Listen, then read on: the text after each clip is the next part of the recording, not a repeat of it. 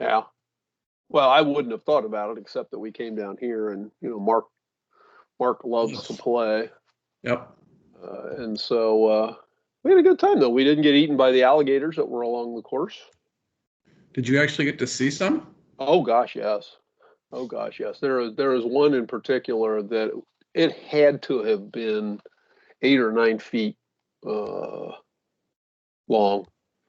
That's why they tell you don't just let your ball go if it goes over there. Oh, yeah. Well, fortunately, we didn't even get close, but it was huge. Really, really huge. It was just kind of minding its own business. Then we went to another hole. It disappeared. Went to the third hole. It kind of comes back past the other two, and it had gotten itself back out of the water and was facing the other direction. I would think that'd be a little eerie when all of a sudden it disappears. Mm-hmm. Well, when you're fortunately not close enough to the, or you're not that close to the water where you figure it went. Last year we played the same course and we scared Hummy because he hit one in a bunker. It was kind of close to the water, not exactly, and he went in and hit his ball out. And later on, we're like, "Did you see the alligator that was just on the other side of the bunker?" It's like, what?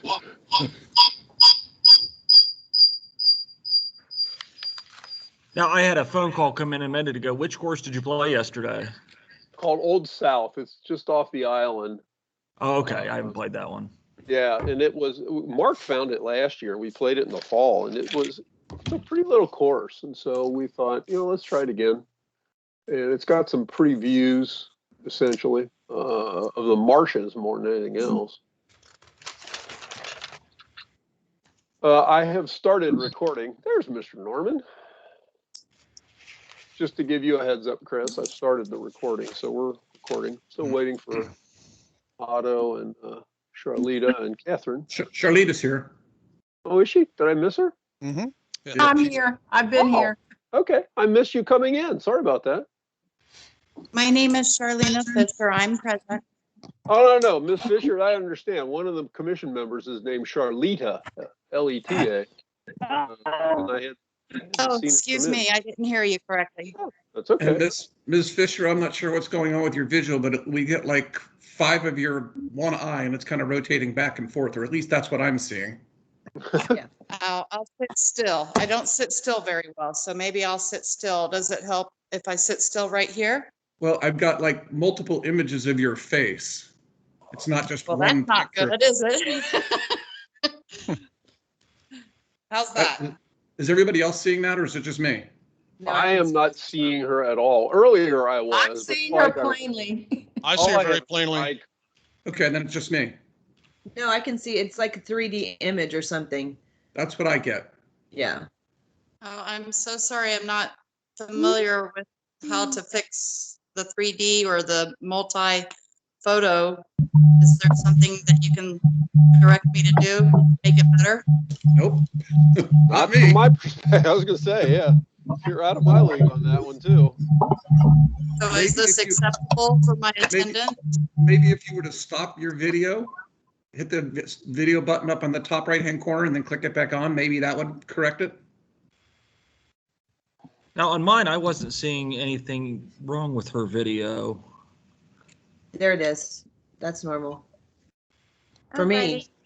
I wasn't either. It's not for me, but I'll live with it. All right. Is this acceptable for my attendance? Yes. Thank you.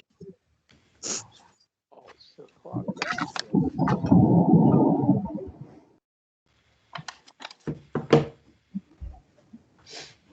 All right, so we're waiting for Otto and Catherine at this point. And there's Catherine. Good morning, Catherine. Mr. Rupert.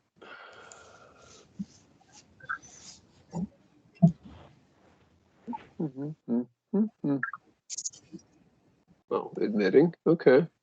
Morning, Ms. Cunningham. Good to see you. Good morning. Well, I'm Nice not to see everyone. seeing you, but it's good to know you're there. I see me. You're good. You're good. Lucky for you, you No, don't. Now I can see you. I see me. I would like to not I see me, see but I me. do it. I can see me too, and I don't know that I like that. That is the Yeah. one constant. We can all see ourselves. Yes. Yeah, really. For better or worse. For me, Right. worse. Yeah.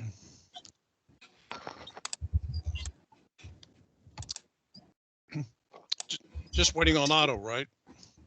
Yes. Correct. Okay. Yes, we are. It's just 10:01. Right.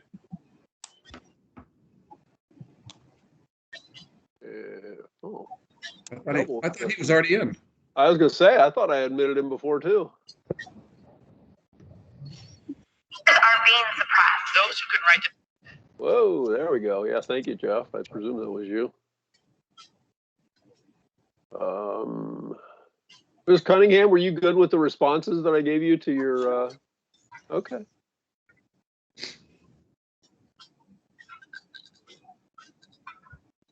I may not have been incredibly timely compared to your email to me, but I did get back.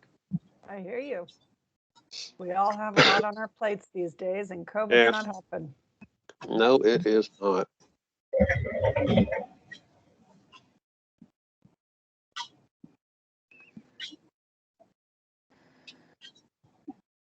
Waller again. Admitted him earlier, now he's in again. They kicked me out.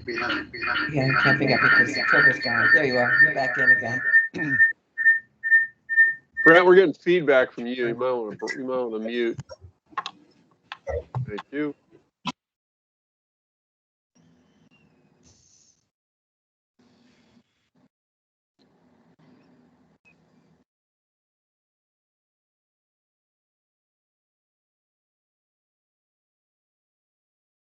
Da-dee-da-dee-dum.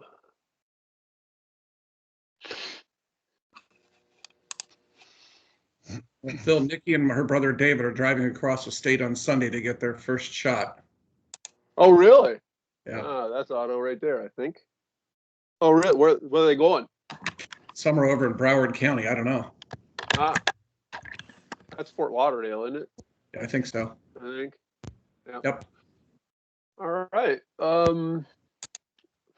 First off, before I hand it over to our chair to get us started, I saw Mr. Beatty come in. I think we've got everybody. I'd ask everybody to mute themselves until they're asked to either respond in some manner or form, or we otherwise need you to speak. You're certainly welcome to be in attendance. That's not a problem.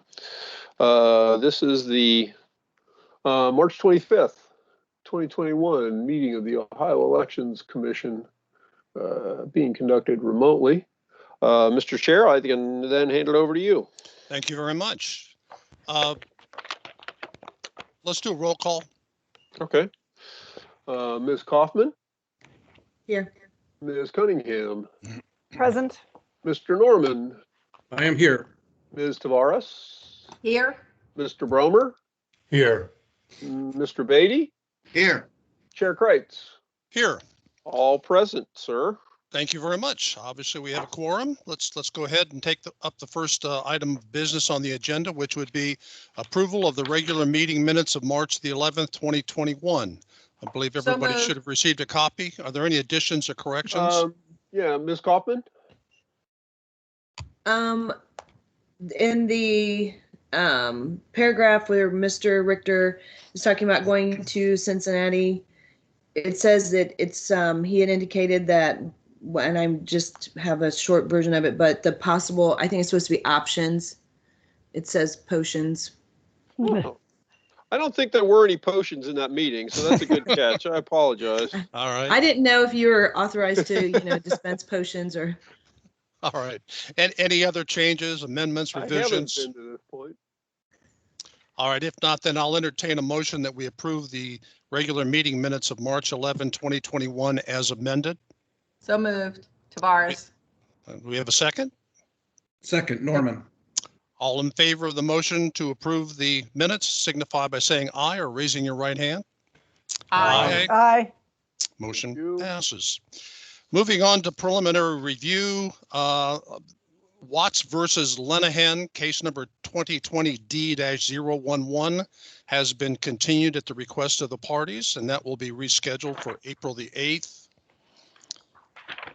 Then returning, the first matter this morning is case 2019D-14, Thaxton versus Fisher. Is Mr. Thaxton here? I know Miss Fisher is. Yeah, it is, at least my recollection is Ms. Thaxton. She filed a complaint. I think it was yesterday or the day before, I noticed that she accepted, I think it was an acceptance. Let me double check. She accepted the notice to the meeting. Bear with me for a second while we're going through here. Okay. Oh, here we go. It's just that please be present. Oh, no. Okay. The response, I thought it was a response. I only glanced at it, to be honest with you. It says I wanted to check to see if it was mandatory that Tracy be present for tomorrow's hearing. I did not respond to that, but I would say no. That's up to them. Okay. So she is not present, but they at least are aware that this has occurred. You can see my outline and the materials for the case, which was circulated to you. The complainant search the response did not include a proper disclaimer. The response was submitted, which the respondent essentially states that they indicated it's incorrect. She asserts the complaint does not have firsthand knowledge. They are not connected on social media, and further that the materials included in the submission are simply posts from friends that are not solicited. Further states that her campaign does have a campaign page with a proper disclaimer. In my review of the materials, I appreciate what the respondent has said, and we can certainly have the ability to hear from her.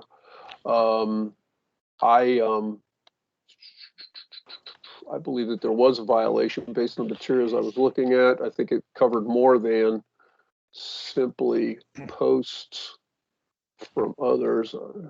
Anyway, if the commission would like, you have the ability to hear from Ms. Fisher, since it appears that Ms. Thaxton is not on the meeting. Go ahead, Mr. Chair. Thank you, Phil. Ms. Fisher, you've heard the recommendation of the executive directors that we find a violation and impose a fine of $50. Would you like to be heard? Would you like to testify in connection with this matter? Yes, please. Thank you. Right. Mr. Richter, would you please swear the witness? Ms. Fisher, do you swear to tell the truth, the whole truth, and nothing but the truth? Yes, sir, I do. Swear or affirm. Oh, thank you very much. Go ahead. Go ahead, ma'am. I attended the meeting held in October, I believe it was October 31st, 2019. And the violation was withdrawn by Mrs. Thaxton. I did have a page for my campaign with a disclaimer. I have earned this position as mayor by 1 vote. And I am a single mother who finds time to serve my community and complete trainings through the EPA, FEMA, and the Auditor of State. Mr. Thaxton's remained on council until February, when I let him know he was derelict in his duties as a council person because he does not do his trainings or serve on a committee or serve our village. And it's just been a thorn in the side because I earned the position by 1 vote. Mrs. Thaxton did withdraw the complaint. I did have a page with a disclaimer. I'm willing to learn and train and serve my community. I am a single mother. I don't make a lot. I make $220 a month I earn as a mayor. So that is a financial burden for what Mr. Richter may see as a violation. I honestly have learned, should I do the campaign again in a few years, I will not my friends, if they make a post, I'll delete it right away. I'll tell them I appreciate your support, but let's do it in another format. Here's my page for my campaign. So I respectfully ask all of you to consider what I have said and the fact that she did withdraw the complaint. Thank you, Ms. Fisher. Thank you. Questions by members of the commission? I have a question for Mr. Richter. When she says the complaint was withdrawn, it doesn't appear to be what we have in the record. Is that accurate? I was muted. Yeah, I mean, she had mentioned that to me previously in a message. Shortly after the notice went back out, Ms. Thaxton called and talked to me. And I think I indicated to Ms. Fisher at the time, there is nothing in the file that reflects any kind of withdrawal. The minutes and the notes from the minutes of that meeting, and that was where this was originally addressed by the commission, just indicated that the matter had been continued.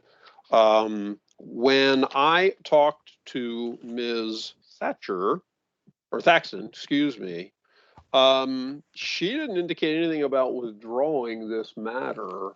And and that was maybe 3 or 4 weeks ago, something like more than that potentially. After we sent out the continuous notice, she called. She being Ms. And Thaxton. Ms. Thaxton called, and we didn't talk long, but we discussed it. And obviously, in the intervening period, we have not gotten any kind of a withdrawal notice. I have not gotten an email withdrawal notice. So there is nothing. I'm not sure what Ms. Fisher is discussing, because in the record, in our file from the previous meeting, I do not see anything that reflected a withdrawal by Ms. Thaxton.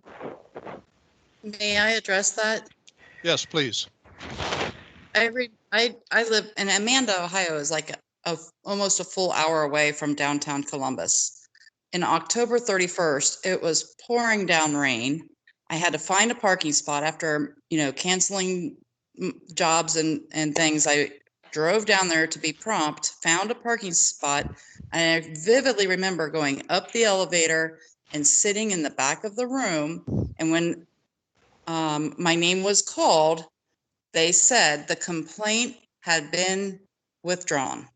And I asked if I could leave, and they said yes. I'm sorry it wasn't recorded in the minutes, but I'm confident, because I was frustrated that I had taken a couple hours out of my day and I had not received notice that it had been withdrawn. And I thought that day it was done. So that's just, obviously my side of the story, and it's not coincidental Mrs. Thaxton would say that she didn't 3 or 4 weeks ago after her husband had to resign as a derelict in his duties council person.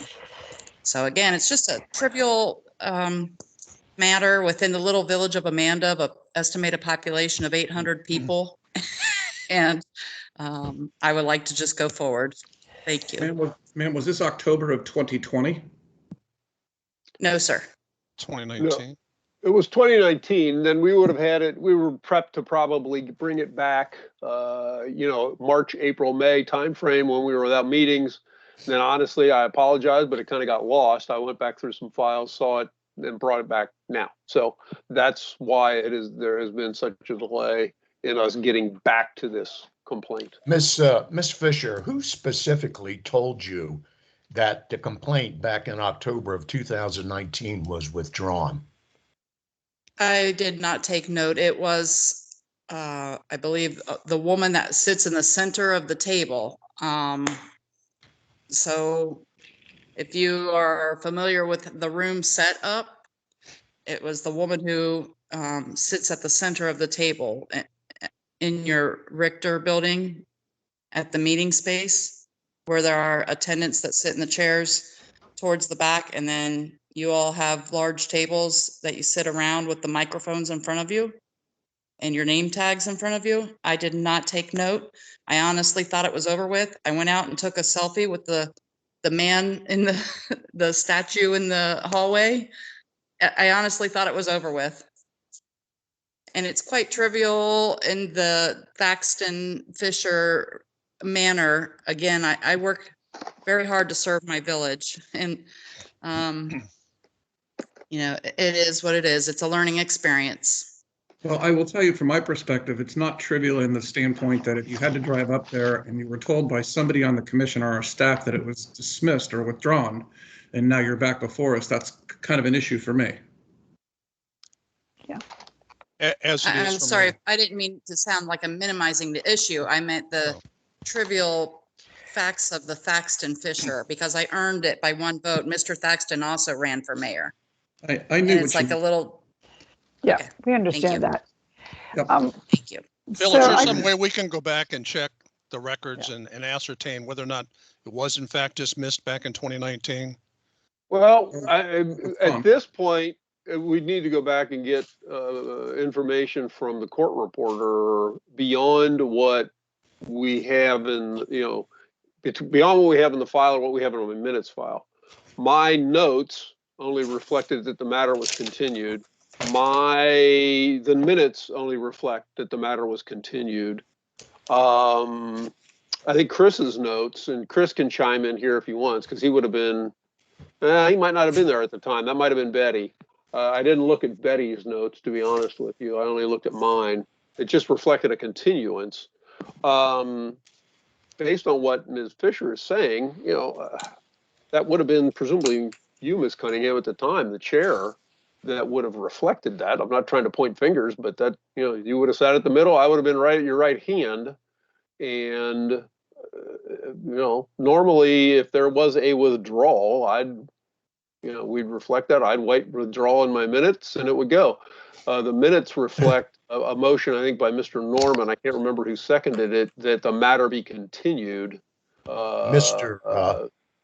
That's what I. Mr. Chairman, I'm looking at the minutes from October 31st, 2019. All right, sir. Thaxton versus Fisher, case number 2019D-014. Mr. Norman moved to continue the matter. Ms. Kaufman seconded. The motion passed 7-0. All right. Yeah, So that's it then. that's the minutes, and that was what also was reflected in my, the notes that I take as I'm going through. The notes I'm taking right now, as it relates to the meeting. So I couldn't recall anything further. I did not check back with the court reporter to ascertain anything further. I could presumably do that to try and get the minute or the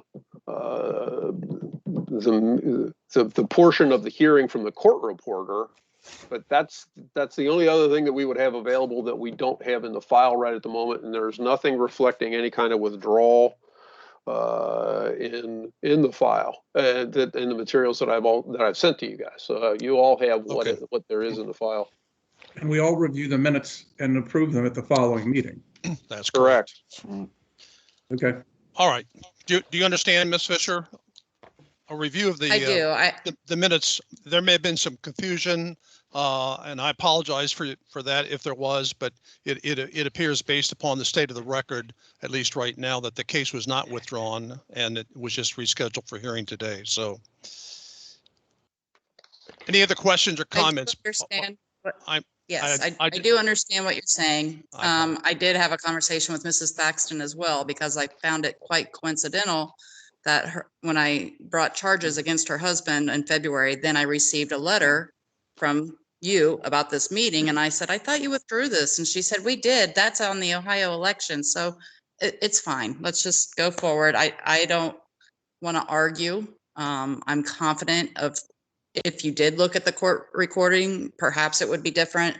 I'm confident in what I heard. I would have never left without closure. So it's fine. Let's just go forward, please. All right. Thank you, Ms. Fisher. What's the pleasure of the commission? I have some questions, Mr. Chair. Yes, please go ahead, Catherine. Mr. Richter, your recommendation is, or you say that you believe there was a violation. And I wondered if you could sort of be a little bit more specific based on the pages that were attached and its affiliation with either a personal.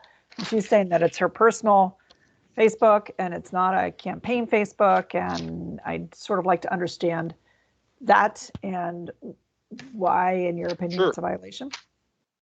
Well, I mean, I see as I'm leafing through all the materials that were submitted to us, and seeing, I mean, obviously a lot of it initially talks about accomplishments, volunteer leader, former teacher, et cetera, and it goes through there. And there are posts from other individuals in here, but I also see posts from her: committed, honest, accountable, responsible Shar for mayor.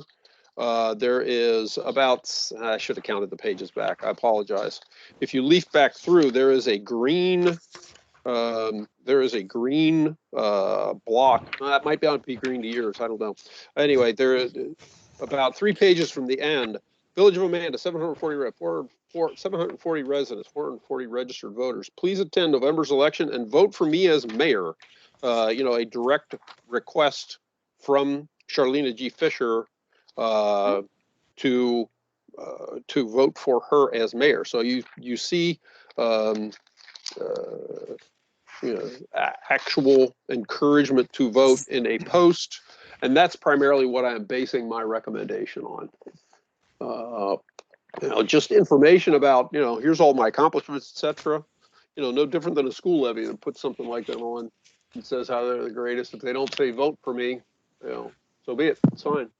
And especially in a Facebook post where there may not be a cost involved with it, but when you expressly advocate, to me that kind of changes it and moves it to something where I felt like there was a violation. Certainly, I recommended a fine. Good cause would be a possibility as well, depending on how you guys want to approve, considering what has gone on and the comments expressed in this meeting. But that's where I'm coming from. Okay. And Ms. Fisher, what is this Facebook page? Is this your personal page? Is this a campaign committee page? What is this? I had a separate campaign page. I did obviously make those posts, and it's a valuable learning lesson. I will never write vote for Shar for mayor again. And I learned to get a campaign page. So Okay. I did make one at mistake. Okay, and at the time this page was up, did you have a campaign page too? Or this was you just had your own personal Facebook? I would need to research the dates to give an honest answer. Okay. And why did you create a Facebook page for your campaign? I was urged to do so by someone who is active in the political world. And he said, I think that we should get you a campaign page, and offered to do so. And did you do that before your election? Yes, ma'am. Okay. Okay. Those are the questions I have. Okay, I'll interject quickly there, Ms. Fisher. We're not telling you not to go and endorse yourself for mayor or put anything out like that. Just that, when you expressly advocate for whatever as it relates to a political theme, if you're doing it as an individual who is, just an individual, you have the ability to do just about whatever you want. But when you're a candidate, and you are expressly advocating for something, then it should come with a disclaimer that identifies that you are the responsible for it. That's, just making that clear. Yes, sir. Thank you. And Phil, I don't want to belabor the point. I'm just curious, when an individual posts it on their individual Facebook page that says vote for me, you're saying that even if it's on your own personal Facebook page, you need an additional disclaimer that you're saying it about yourself? I mean, what does the disclaimer say if it's on your personal Facebook page? Well, I think that makes it a little bit more interesting and challenging. But I think whenever there is a candidate out there that is running for something, you change your status from just merely an individual to a candidate, and that, when you assume that role as a candidate, you have responsibilities to identify your political literature, your express advocacy, even if it's for yourself. And so that's kind of where I'm coming from on this. Okay, but that's not my question. I understand that, but my question is, if she's advocating for her own election on her own personal Facebook page, what's the disclaimer? I mean, what does the disclaimer say when it's on her own Facebook? She has the ability to identify herself, Charlene Fisher, as a disclaimer. That's one of the allowances of the disclaimer law is the responsible party candidate or a committee name, whatever, or the individual has the ability to claim responsibility herself. But she's not paying for anything.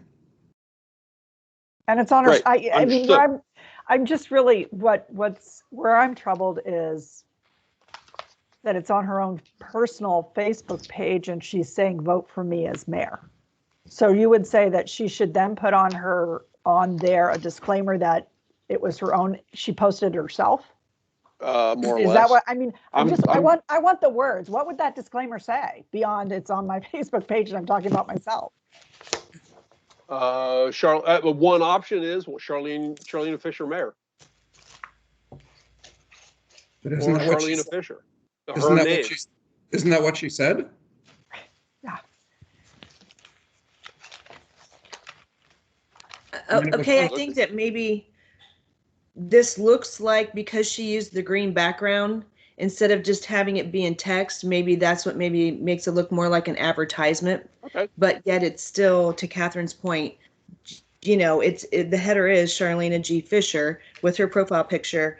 And then I think because it's in that special box, it draws attention to make it look like maybe an advertisement. But, anybody on Facebook knows you can use, she could have had the one where it's all smiley faces. And it may not have looked like, do you know what I'm saying? So I'm with Catherine. I'm kind of struggling that this is her own page and she's not paying for anything.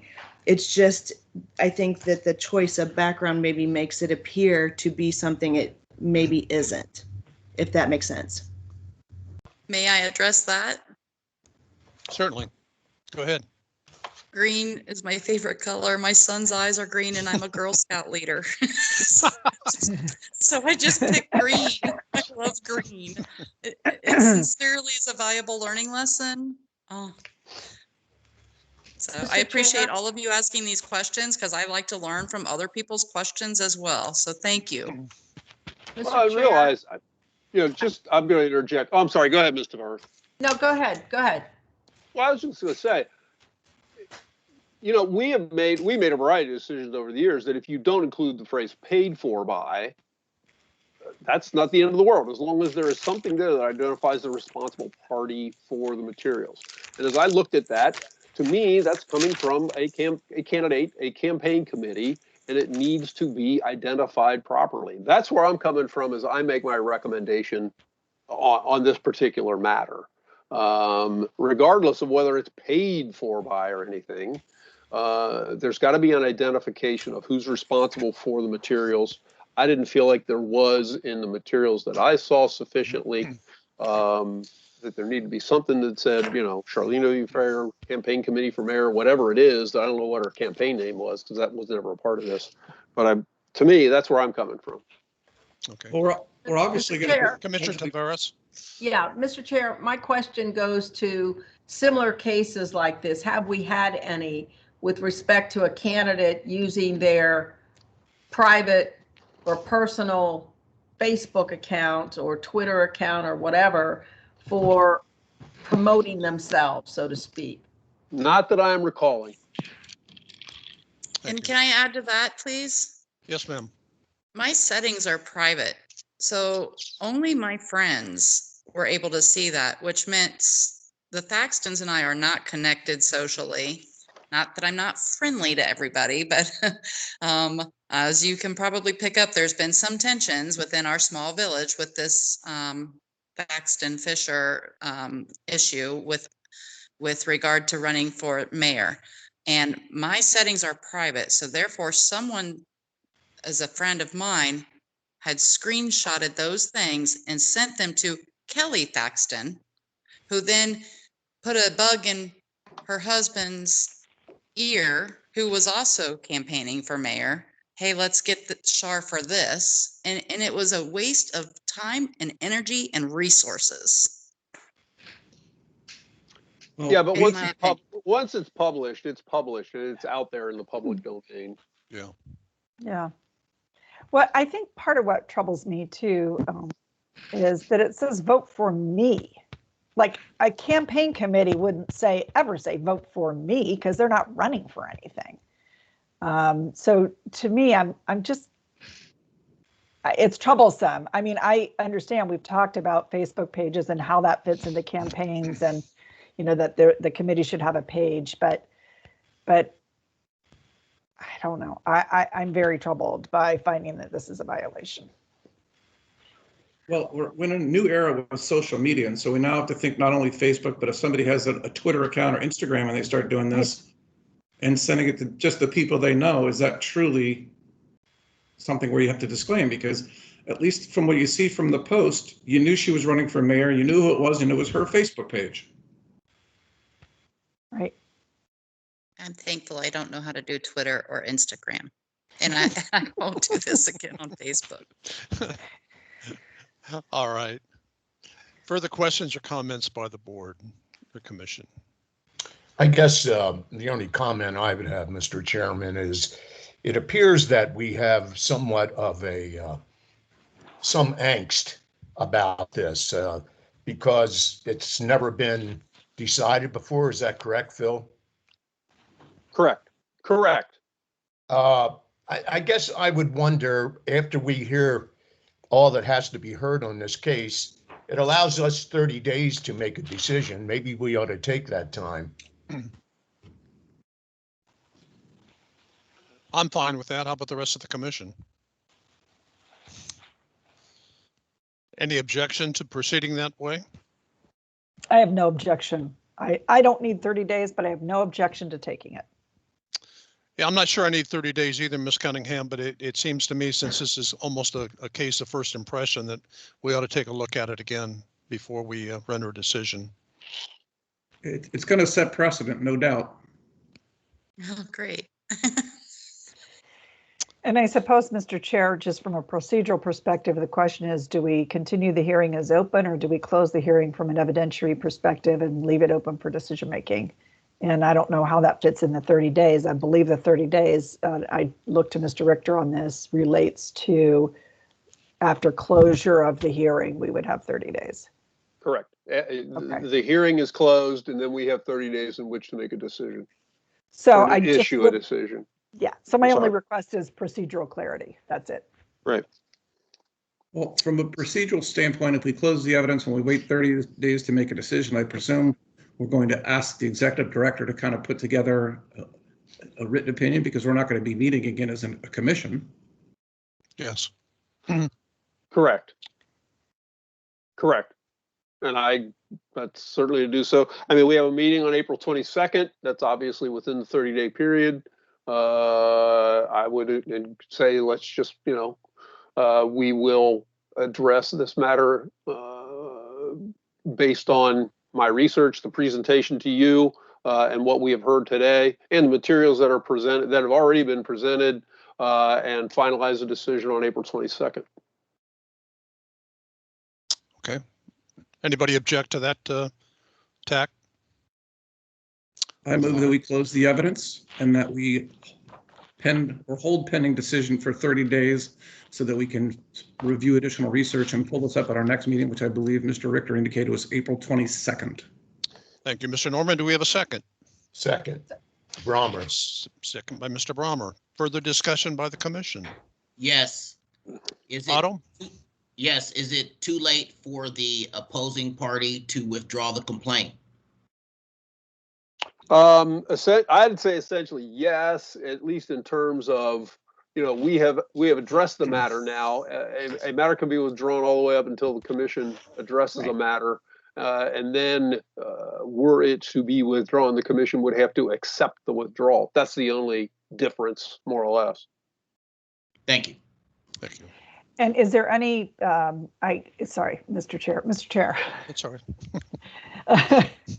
Is there any appetite for going back and pulling the court reporter's information from the prior hearing, or is the commission satisfied with the minutes as approved?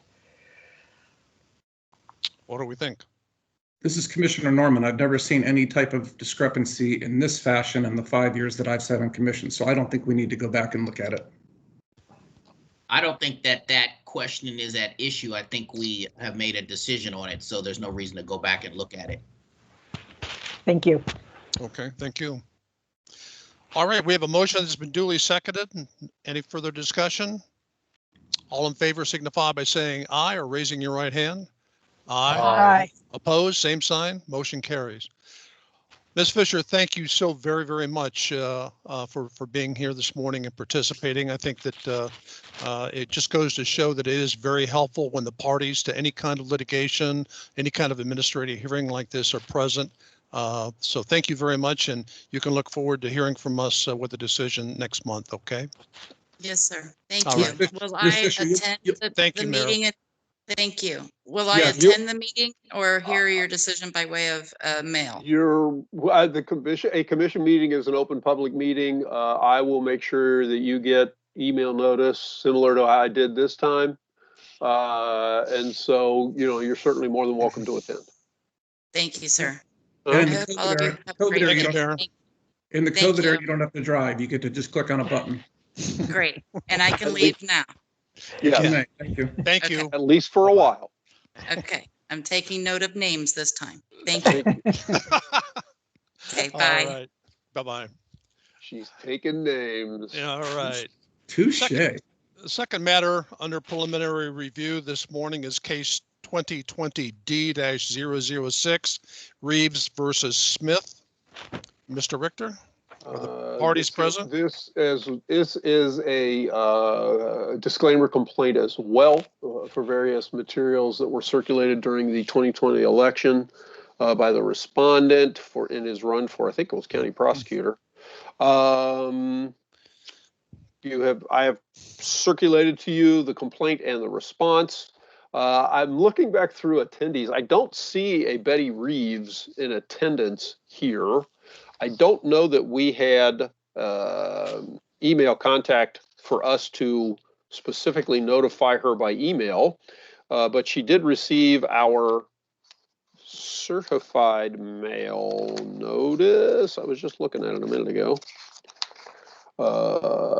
On 2/21/2020 that reflected we would be meeting on this date. And so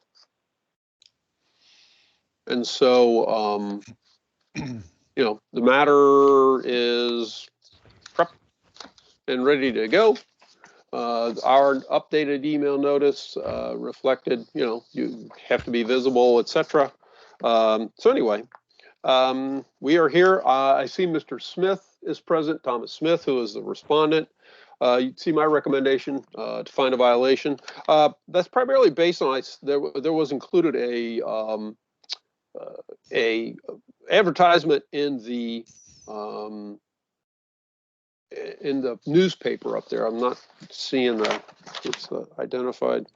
The Morrow County Sentinel, but I don't believe included a proper disclaimer for his campaign committee. That's the primary basis for my recommendation to find a violation. Certainly the commission could hear from Mr. Smith if he would like further information. Thank you very much, Mr. Richter. Good morning, Mr. Smith. Good morning. How are you? Very good. You're here in your private capacity this morning, correct? Yes, sir. Okay. Yes. And did you want to go ahead and make a statement under oath to the commission? I don't think that's necessary. I think in my response, I admitted that there was at least one violation. All right. Questions, comments by the board of the executive director? Mr. Richter, can you explain why you thought it appropriate to recommend a fine of $100? We have kind of moved over the last year, I'd say, to I don't know, to say being a little bit more firm in terms of our fining as matters have gone forward.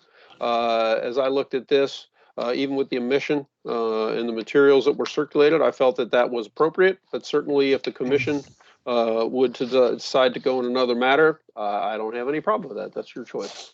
I didn't see any prior violations. Is that correct? That is correct. There were no prior violations from Mr. Smith. Other questions or comments? Or if not, I'll entertain a motion. Well, based upon the fact that this is his first violation, I'm going to move that we find a violation, but instead of impose a fine of $50 and not refer this for further prosecution. All right, we have a Second. motion. Okay, we have a motion that's been duly seconded that would find a violation and impose a fine of $50 and not refer for prosecution. Further Mr. Chair? discussion? Yes, go ahead, ma'am. So this is Ms. Cunningham abstaining.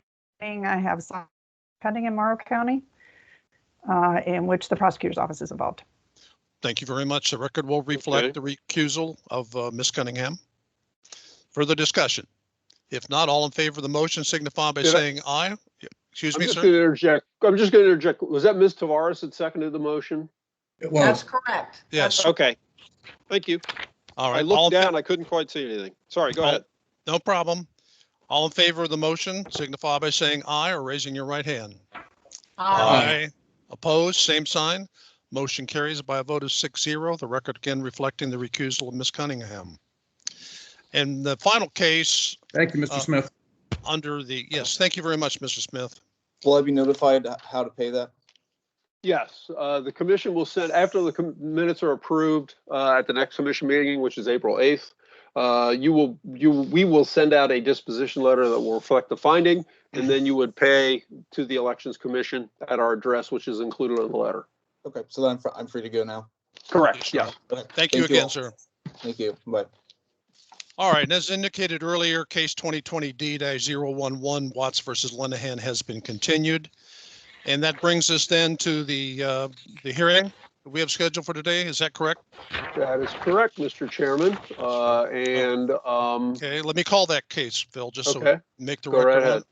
Case numbers 2020-R-057, case number 2020-R-058, case number 2020-R-059, case number 2019-R-318, Cuyahoga County Board of Elections complainant versus Trevor K. Elkins and Elkins Committee. Mr. Richter. Correct. This is a complaint that alleges a variety of campaign finance violations, primarily improper personal use of campaign funds, but also failure to file or filing incomplete reports, concealment and misrepresentation. Those are all elements of the complaints that the commission has previously consolidated here. You all have been presented with my outline of all the various prior violations that the commission has been involved with Mr. Elkins. I also circulated to you all the stipulations that the parties, to which the parties have agreed, that lay out various facts and circumstances and the financial information at issue. In addition, in the last week, Mr. Rupert submitted an additional memorandum to which the Franklin County Prosecutor's Office responded on behalf of Cuyahoga County.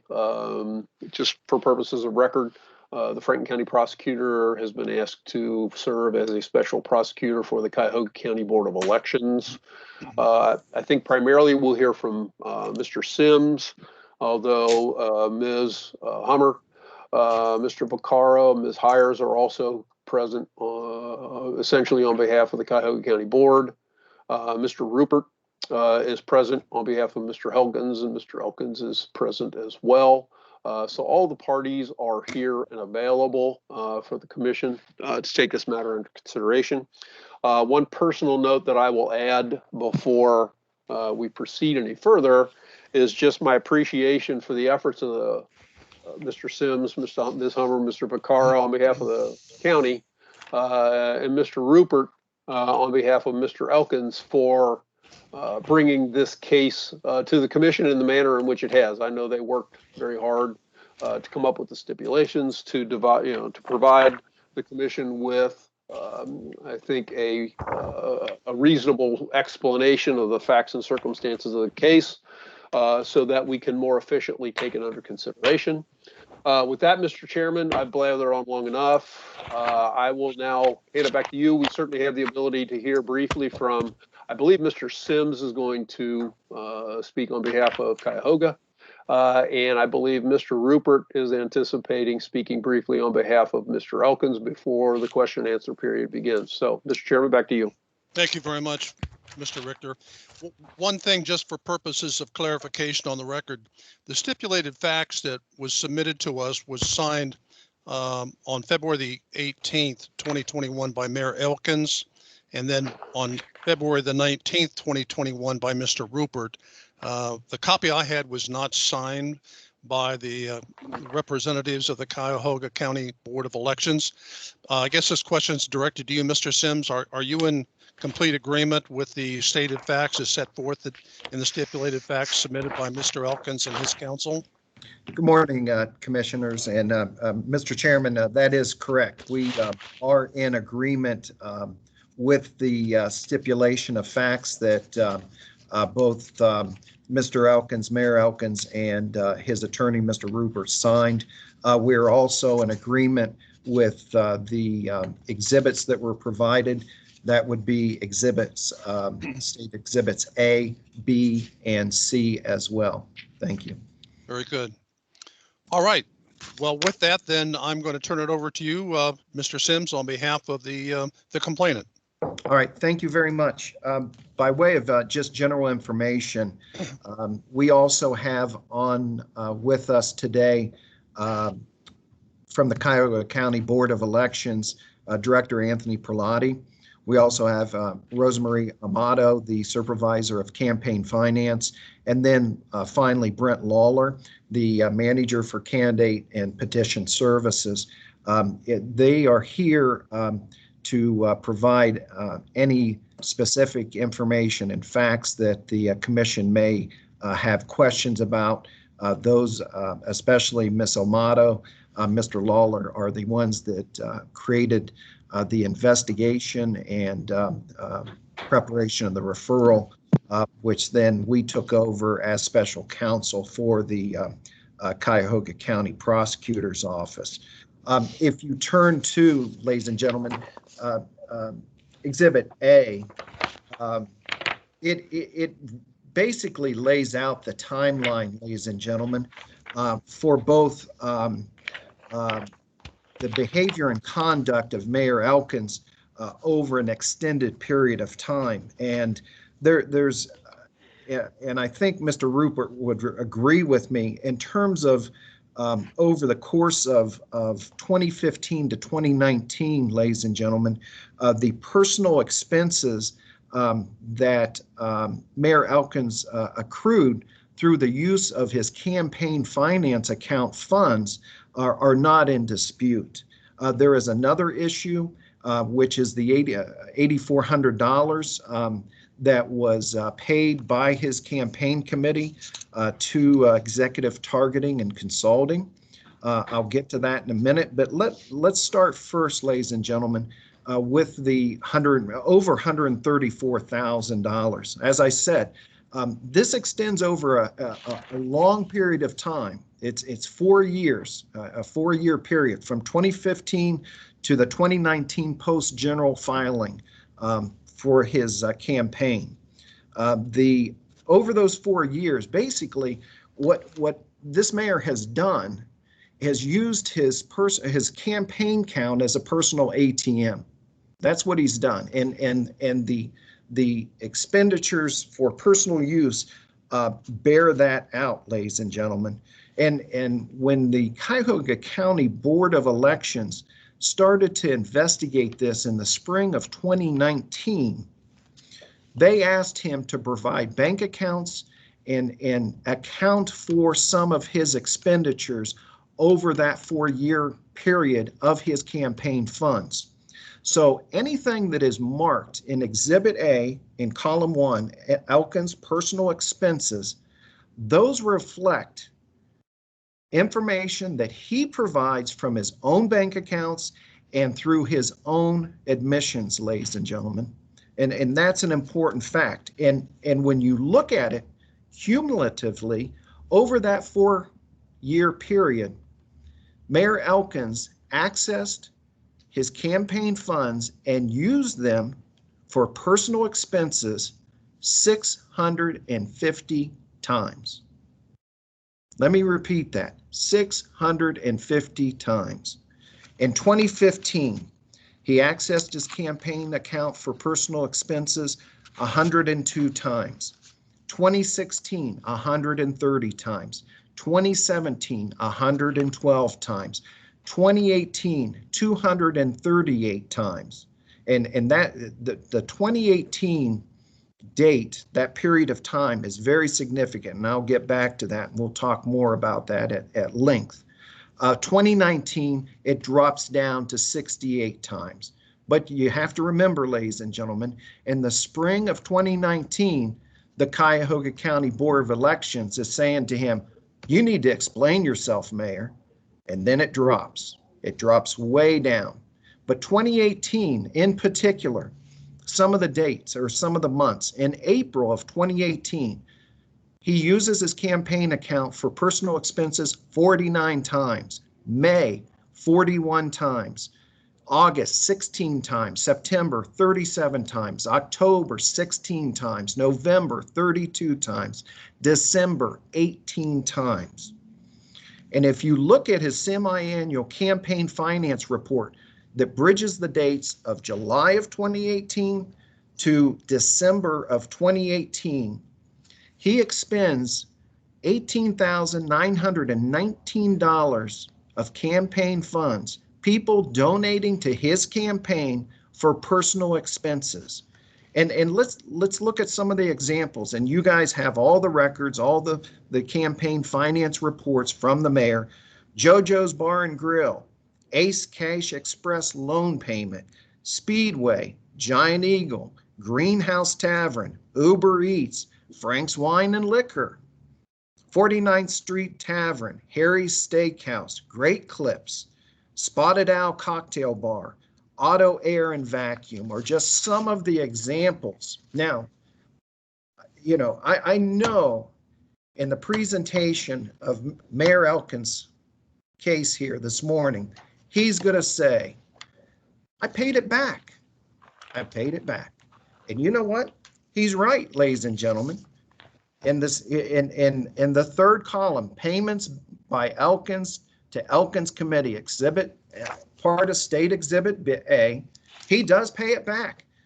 But, you know, I'm sure, you know, Chairman Kreitz is going to like this analogy. It's like a bank robbery. You commit a bank robbery and you return to the bank and give them back their money. Well, guess what? You still committed a bank robbery. So, you know, whether or not he paid it back is inconsequential, ladies and gentlemen. Why? Because he does it over an extended period of time, repetitive behavior. Let's turn to the $8,400 payment to executive targeting and consulting. That was made on, and this is a significant date, April 23rd of 2019. And in terms of your stipulated facts that was presented by the mayor through his attorney, this corresponds to points 1L through 1O in the stipulated facts. So this expenditure by the committee is going to have to make its own, or the commission is going to have to make its own assessment about this. And as I've talked to the Cuyahoga County Board of Elections folks, this decision, the decision around this expenditure is really going to have profound effects potentially for all elected officials in the state of Ohio in terms of how they use campaign funds. So let's look at some facts. And these facts are supported by State Exhibit B and C, if you refer to them, ladies and gentlemen. Executive Targeting and Consulting LLC, set up March 7th of 2019 by Mayor Elkins. State Exhibit B shows he is the statutory agent creating this LLC by the Secretary of State's document, ladies and gentlemen. Then the $8,400 payment appears in the 2019 semi-annual report at the top of page 5 of page 8 of the report. The check by the committee paying executive targeting and consulting was cashed on April 23rd of 19. So ladies and gentlemen, this is the context that you have to look at this expenditure, campaign expenditure. In the spring of 2019, he is already being called on the carpet and asked to explain himself for why he is dipping into his campaign fund. They're asking for bank statements. They're asking for explanations, ladies and gentlemen. And what does he do? The mayor starts an LLC in March of 2019. And 47 days after the creation of executive targeting and consulting by Mayor Elkins, the Elkins Campaign Committee is billed $8,400. $8,400. Now, for what? For what? And you got the for what in the pre-memorandum or pre-hearing memorandum filed by Mayor Elkins' attorney, Mr. Rupert. And it says these expenditures are basically around strategy, advertising, production, and design, fundraising materials, mailers, digital ads, and printed commercial media, voter targeting and voter community outreach, and ad placement and buying. Now, again, put this in context, ladies and gentlemen. The village of Newburgh Heights has only 1,700 people living in it per the 2019 census information. Just 1719. That's it. And that's also including children. That's not all voters. So let's look at some other facts around this expenditure that are somewhat curious. In 2018, and I told you this date is this year is important for you to consider for the simple fact he's accessing his account at a much higher rate for personal use, 238 times, almost over double in some ways of other years. But guess what, ladies and gentlemen? He's at that time in 2018, this mayor is also running for the Democratic chairmanship in Cuyahoga County. In May of 2019, and in 2019, he is up for re-election. And we agree with that fact for mayor of Village of Newburgh. But in May of 2019, the primary is canceled for his election. Why? He has no opponent, ladies and gentlemen, not one. In November of 2019, Mayor Elkins, he's elected again to mayor of Village of Newburgh. But he's elected, why? He's unopposed. He doesn't have an opponent in the general election. So why is he spending $8,400 in April of 2019 when he has no race? He has no opponent. Why is the Elkins Committee for Mayor incurring an $8,400 expense for a village mayor's race of 1,719 people, ladies and gentlemen? That's the question. So you have to look at the timing of the expenditure. And again, go back to the pre-hearing memorandum filed by Mayor Elkins through his attorney. It says $8,400 payment did not arise irrespective of his role as a candidate or mayor. But you got to look. Elkins, as the businessman, is the direct beneficiary of the payment as the business owner and statutory agent of that LLC. And how do we know that? Again, the attachment to the pre-hearing memorandum, ladies and gentlemen, his Schedule C tax form. What does it show? It shows $37,000 in income to executive targeting and consulting, which he owns. But he's the sole employee of that LLC. And his tax return shows he is the sole beneficiary of the $8,400, ladies and gentlemen. You know, under 351713, all expenditures must be legitimate and verifiable. So where's the legitimacy, ladies and gentlemen, of spending these monies on a campaign-related activities when there is no race? None whatsoever. And then here's the other thing that we encourage the commission to ask questions about. Where is the actual work product of the $8,400? And if it exists, is it even legitimate under 351713, given that he was an unopposed candidate in 2019 in both the general election and his own primary? So let me make some final comments.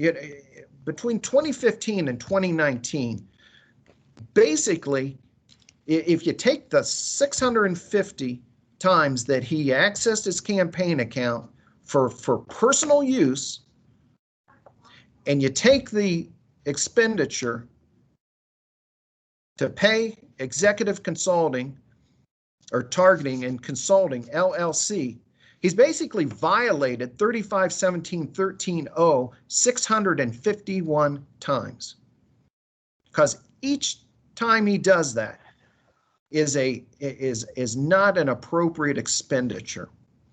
You know, his bottom line, his conduct, and you know, I'm a senior prosecutor for Franklin County. I handle mostly murder cases and high-level felony cases, and I always put somebody's behavior, just like a judge does, on a continuum. And his conduct represents the worst form of the offense. And why is that? It's pervasive, it's repetitive.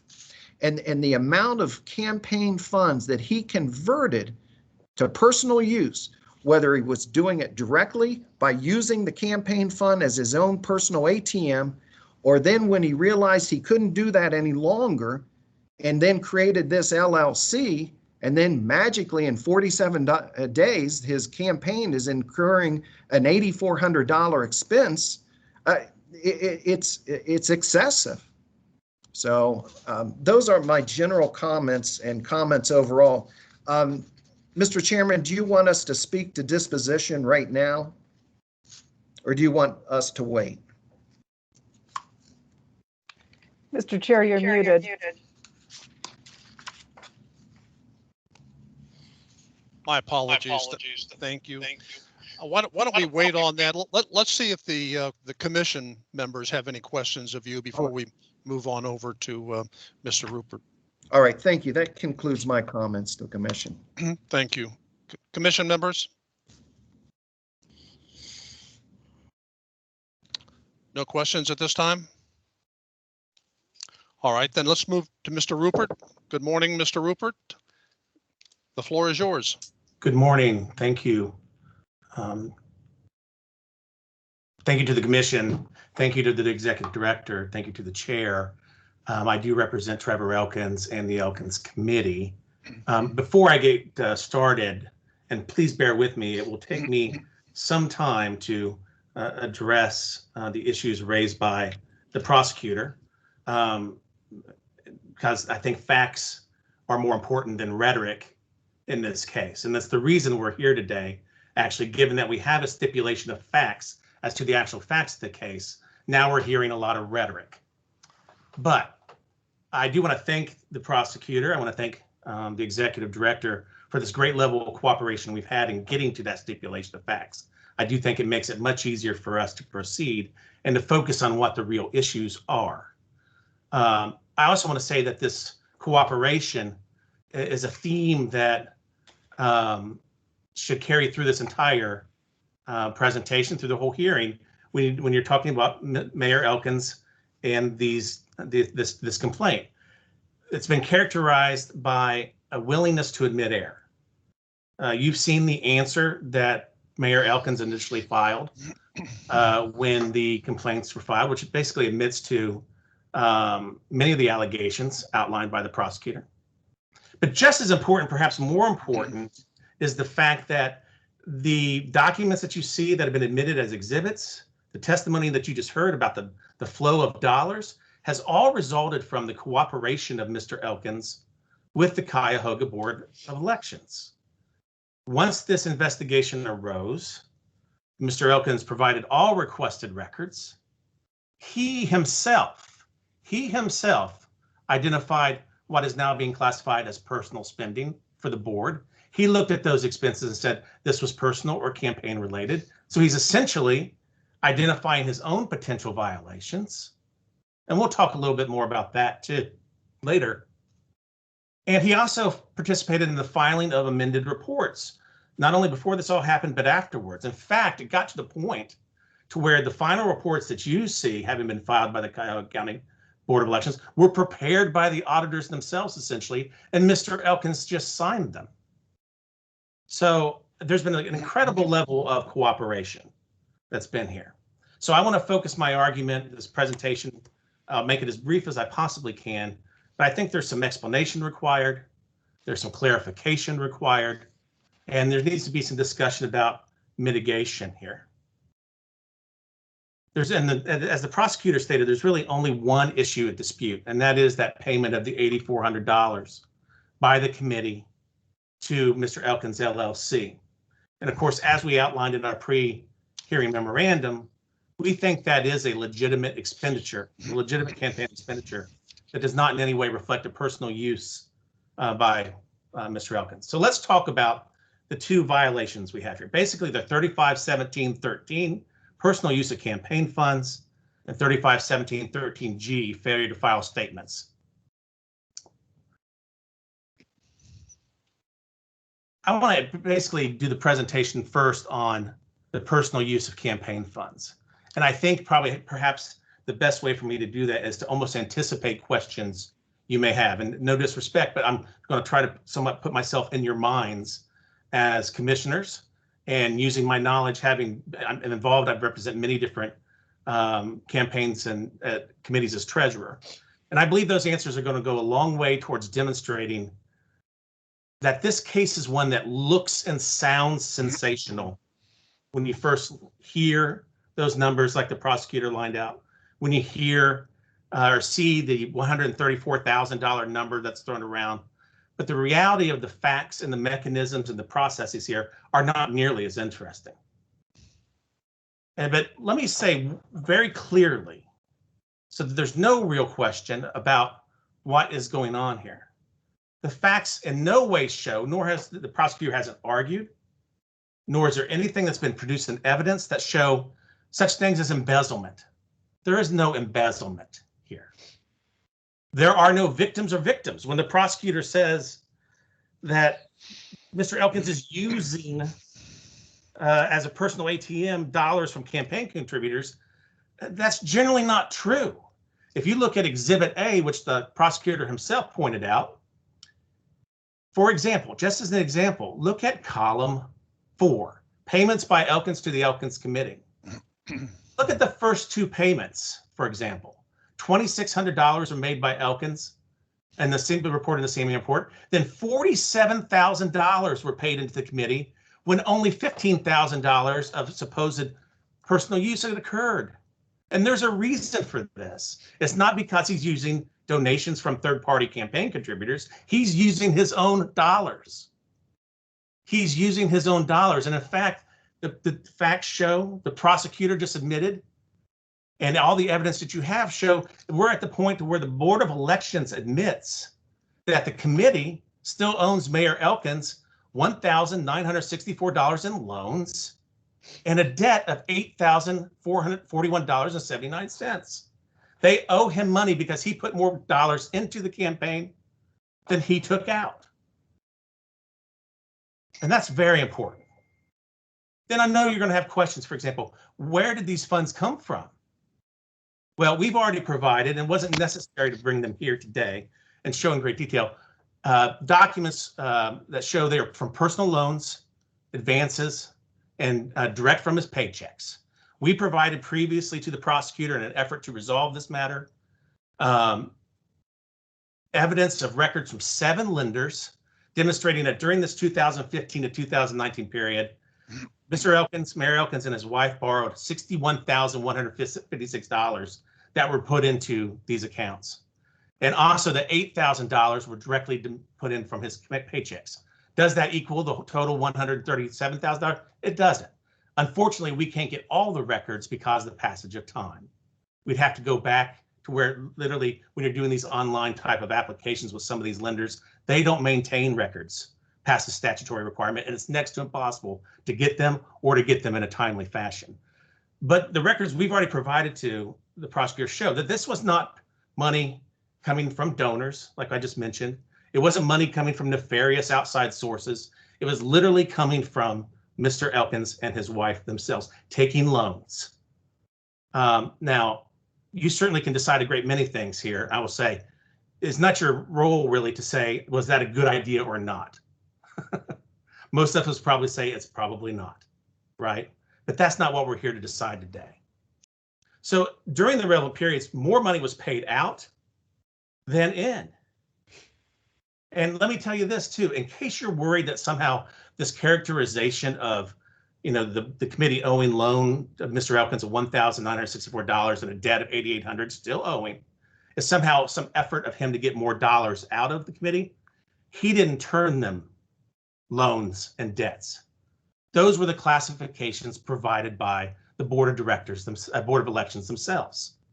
He's following their audit of his books. He's following their characterization of what the flow of the money was after he identified the personal expenses. And why were funds put in this way?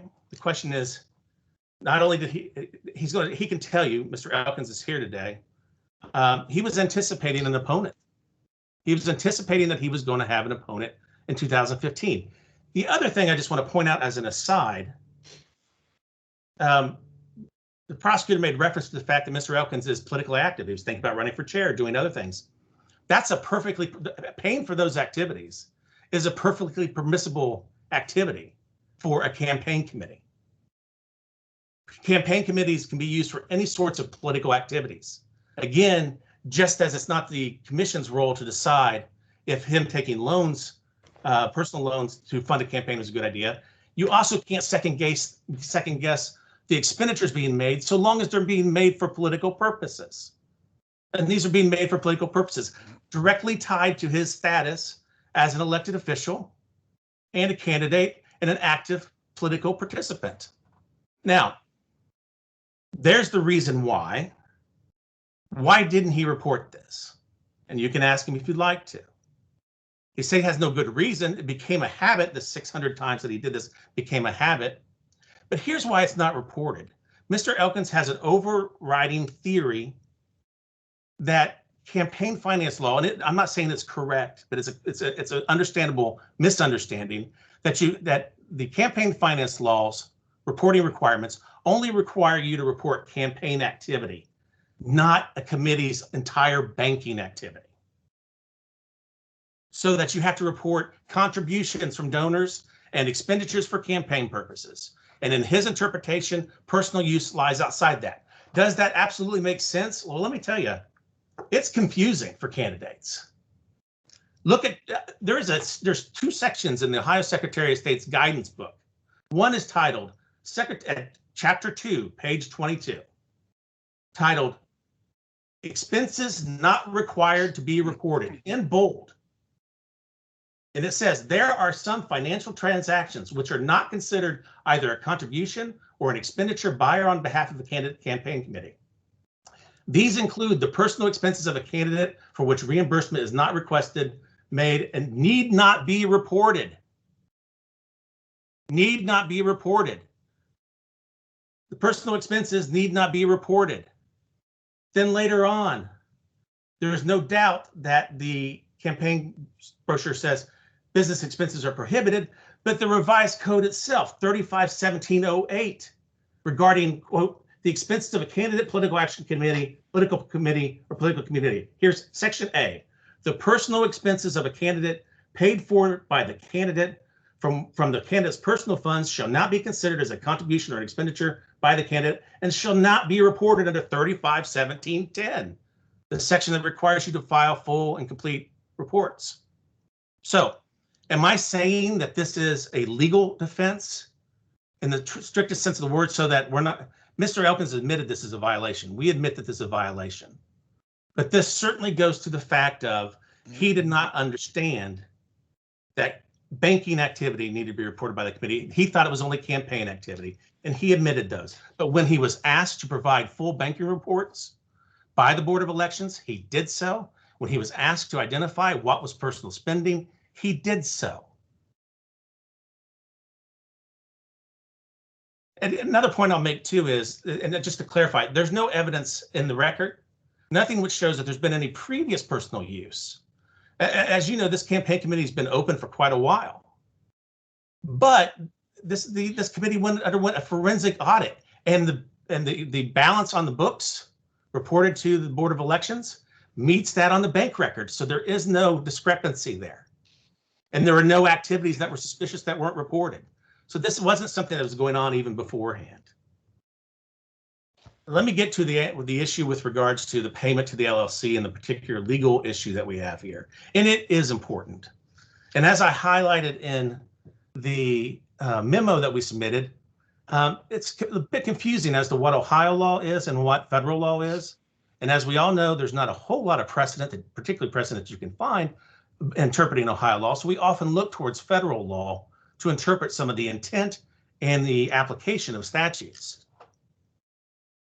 So he made this payment, $8,400, and it was for all those things that the prosecutor said, all of which, those of you particularly have either been involved in politics or you hear a lot about politics now through your service in the commission, all of those are totally, as let me scan down to the standard that the commission uses, legitimate, verifiable expenses.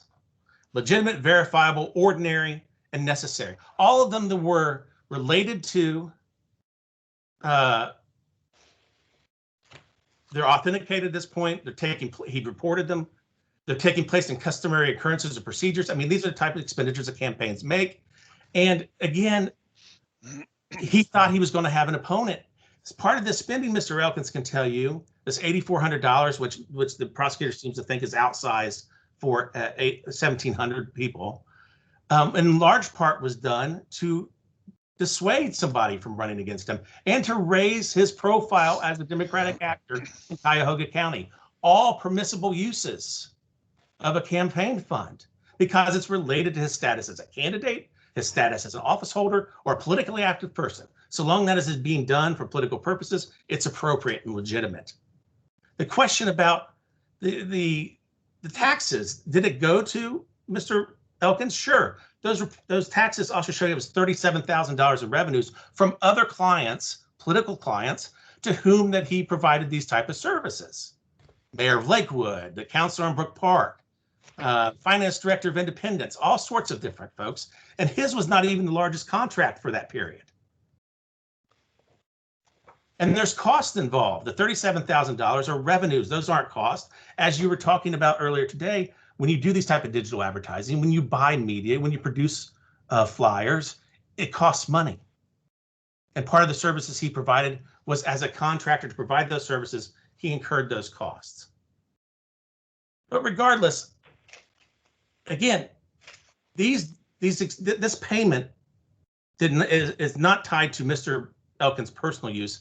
It's to a campaign use, expressly tied to his status as a candidate or an office holder for legitimate campaign activities. And therefore, it's a proper campaign expenditure.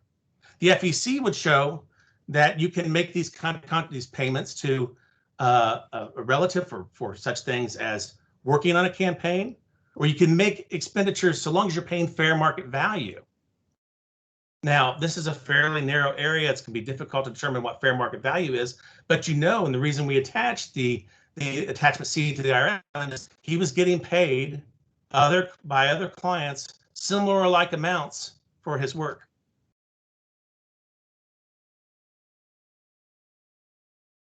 Let me talk about the failure to file statements. And as Mr. Richter revealed, this, this is not only failing to file, but it can be a knowing concealment. There's no evidence of actual intent to conceal. We've talked about previously the confusion that's in the code itself and in the Secretary of State's guide.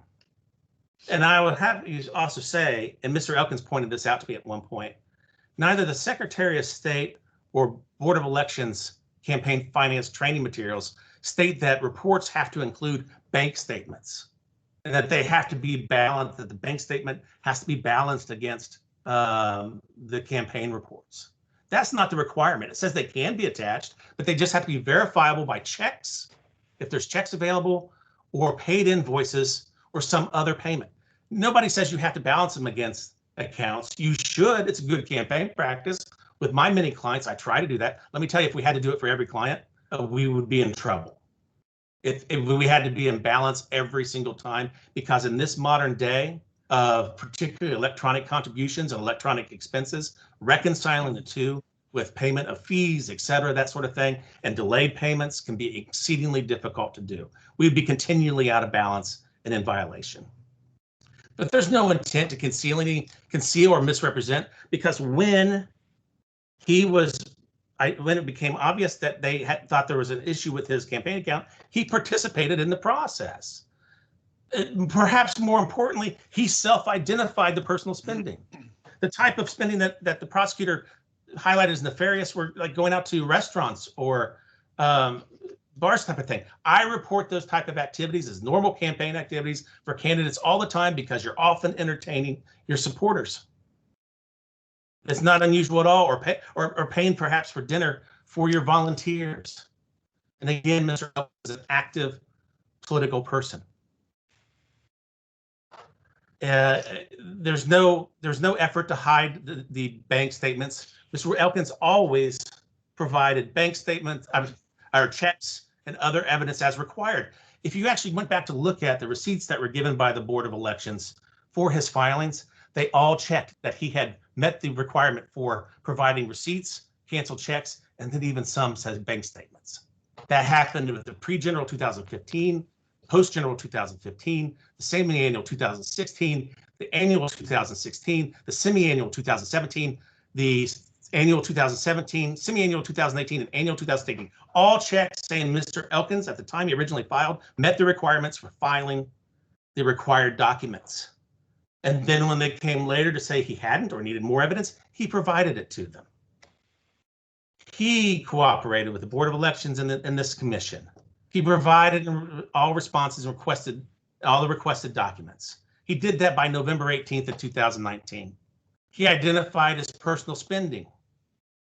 And in the answer to the OEC, he admitted, he said, I do not deny the reasons for the referral to the OEC in this case. There is not an effort here to hide his actions.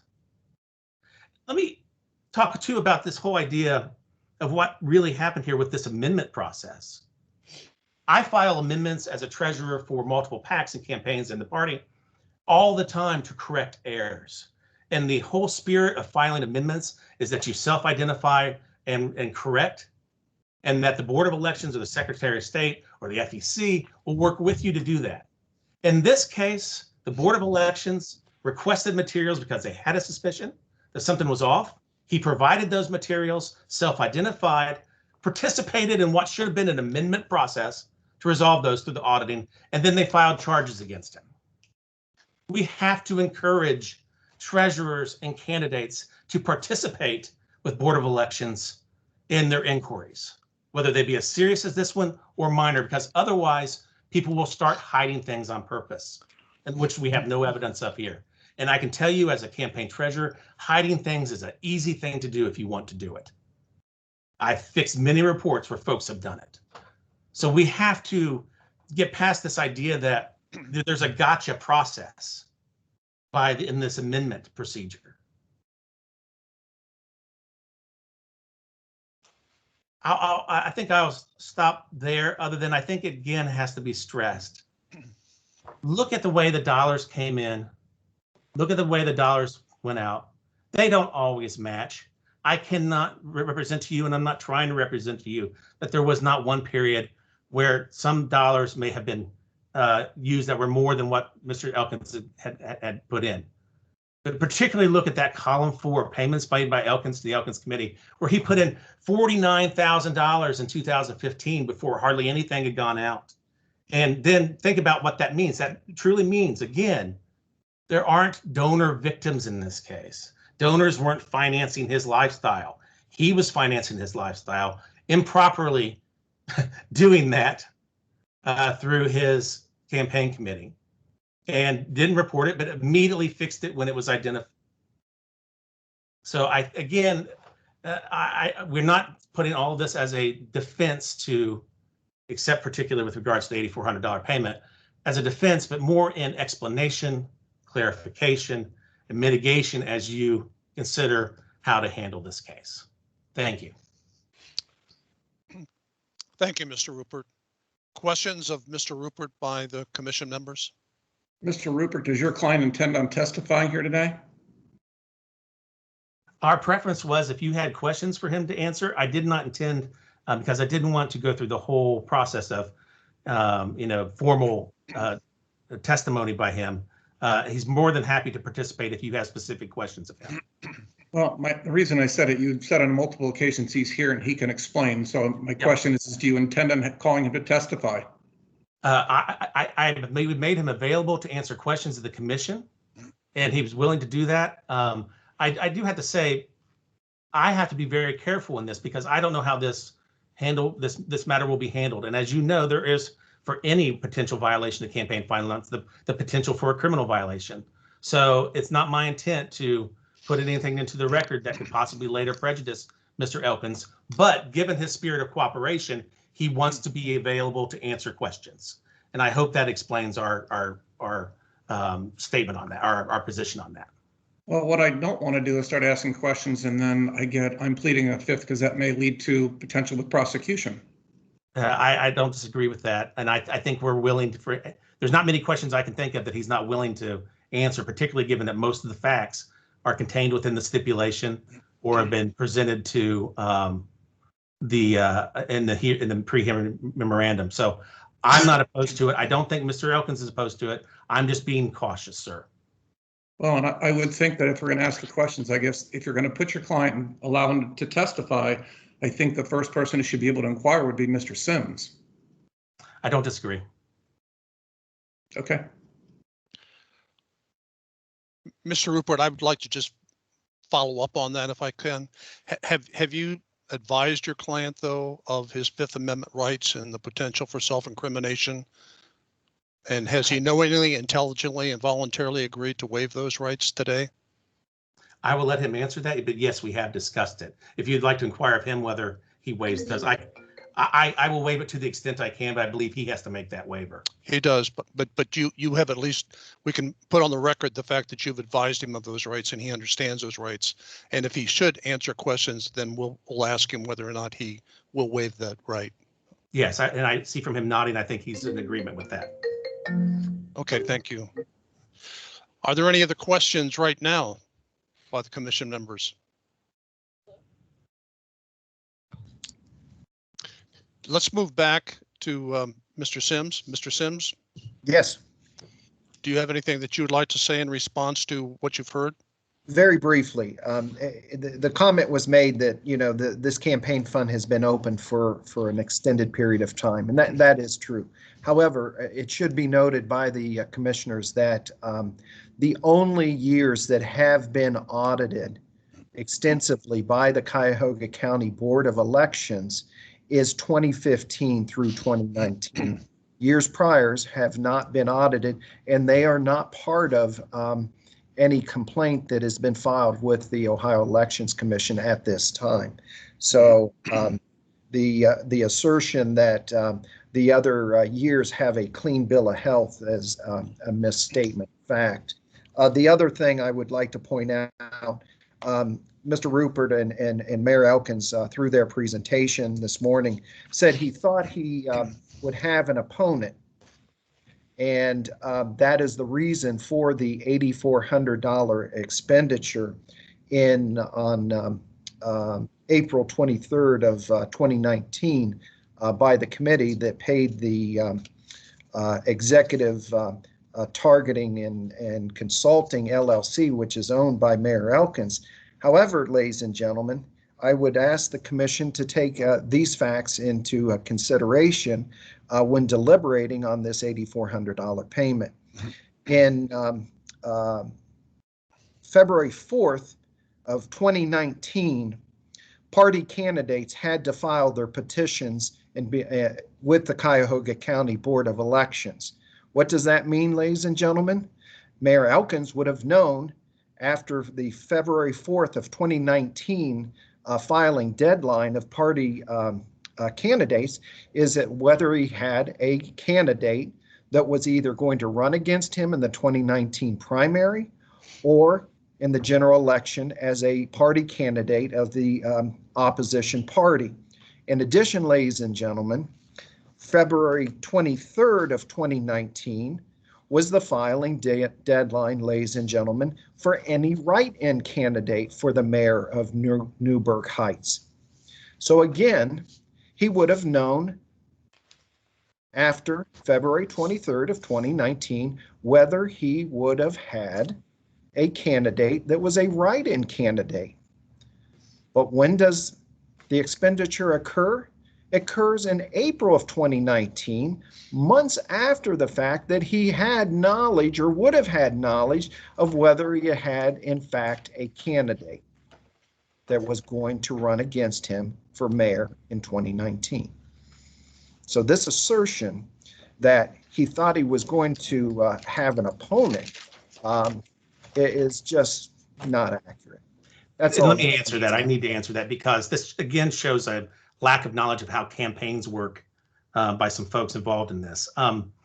If you are involved in any way with campaigns and the payment for media, be it digital, be it for payment for design, processing, production of mailers, etc., often those expenses come after they are done. So trying to say that these could have been invoiced, could have been services were provided and were invoiced at a later time. It happens all the time. In fact, there's no way to do most digital advertising in advance. That's all comes later, often on a monthly basis. The other thing I'll say is, I said, to be precise, a lot of this spending was anticipation of a potential candidate and to dissuade anybody from running against Mr. Elkins.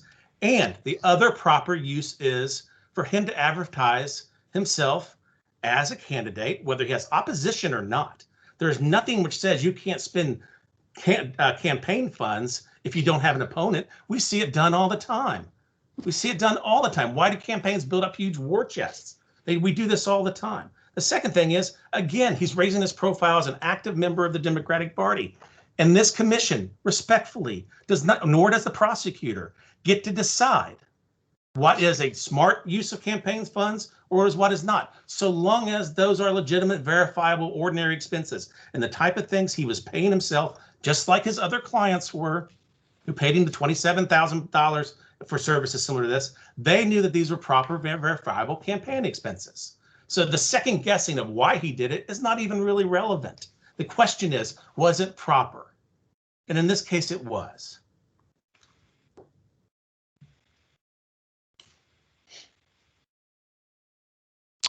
All right, any other questions or comments? Mr. Norman, did you want to ask questions of Mr. Elkins?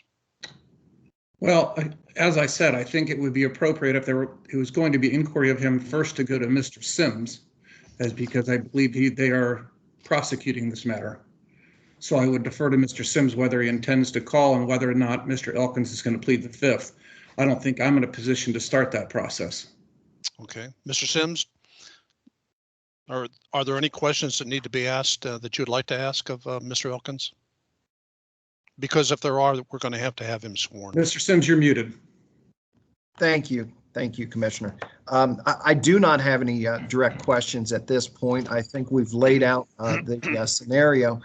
The one point I would just make additionally on the $8,400 payment is simply the fact that you can't incur an expense prior to that LLC being created. And it was only created 47 days before the expense was incurred.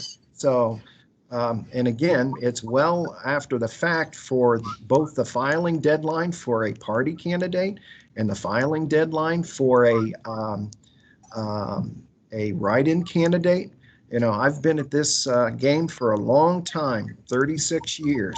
And, you know, anybody that is running for election is always running down to the Board of Elections or calling down to see if they have an opponent. So the idea that he was unaware, and quite frankly, you know, if he wanted to contact, you know, and have contact with the 1,719 voters or potential voters in the village of Newburgh. I mean, you could have, you could use your village website, you can use email, you can use a whole host, but, you know, he decided to use $8,400.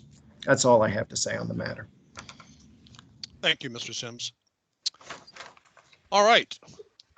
Is there anything else the commissioner would like to address with Mr. Sims or Mr. Rupert?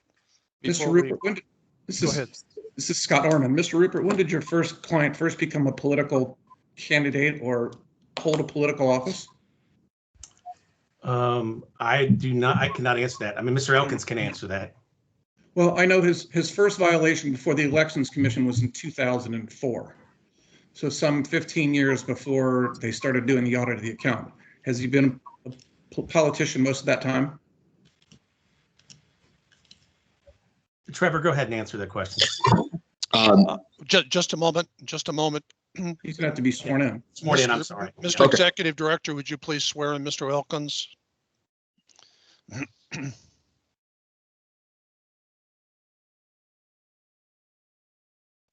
Phil, are you on mute? Sorry, we're all going through the whole muting and unmuting process. I apologize. Mr. Elkins, do you swear to tell the truth, the whole truth, and nothing but the truth, so help you God? Thank you very much. Please proceed.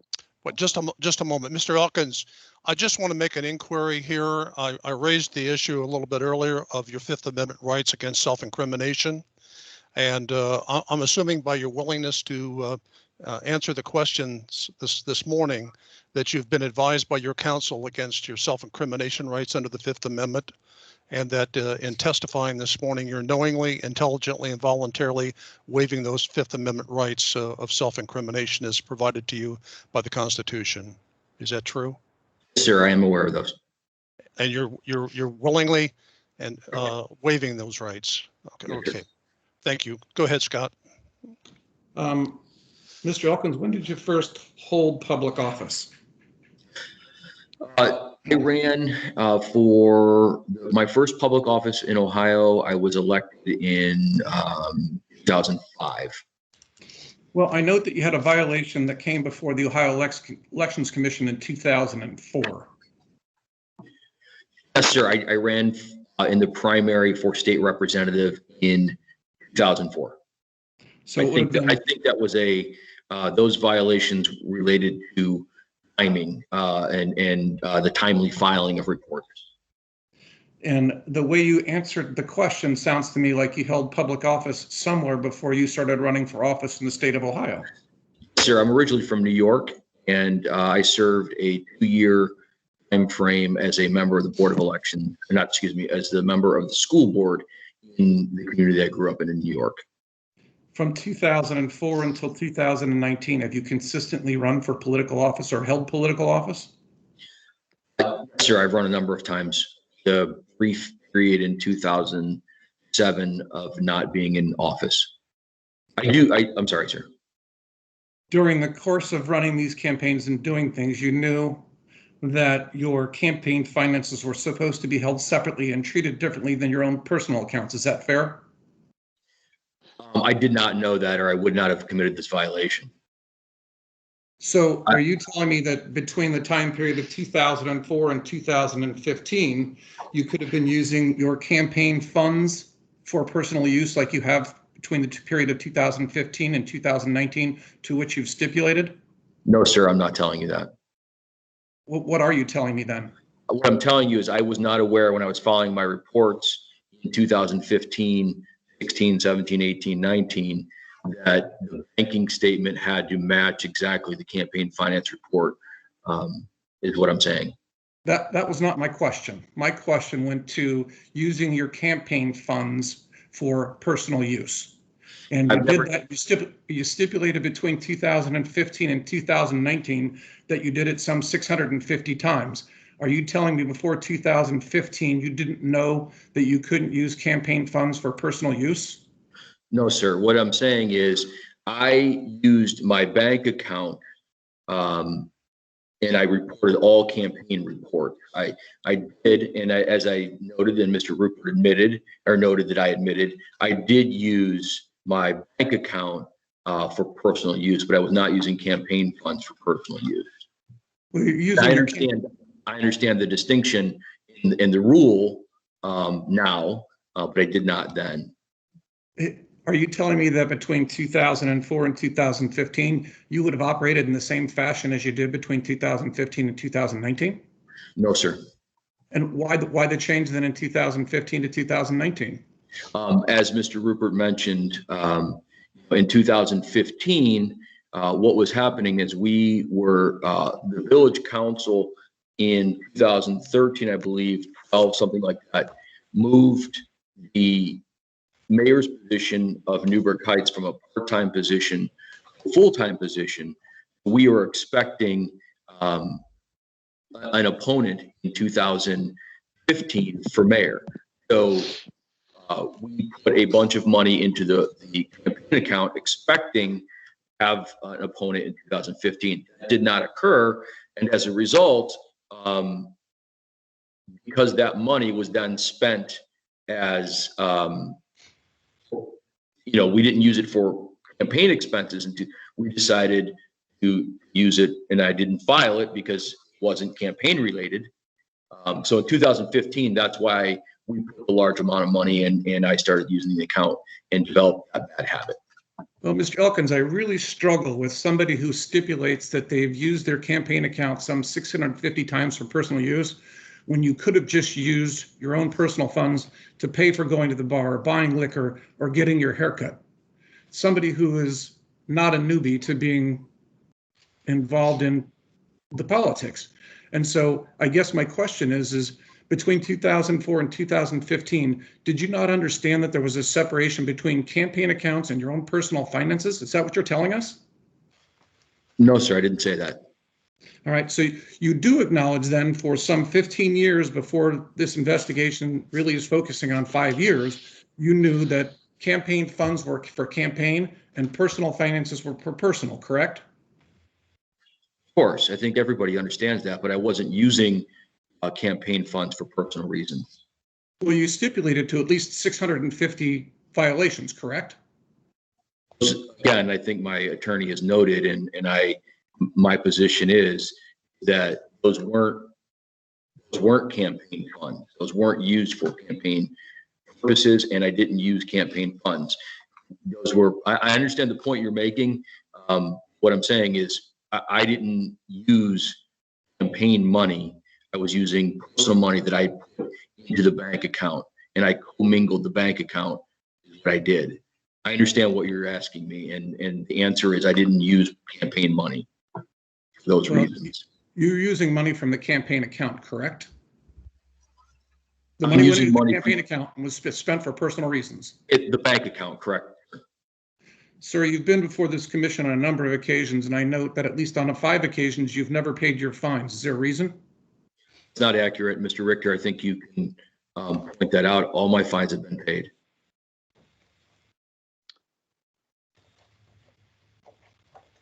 Every fine I've ever had has been paid. I look at a 2006, and it's 2006 R-279 consolidated with 2005 S-040 Fine paid? No. 2009 R-318. Fine paid? No. 2010 R-374. Fine paid? No.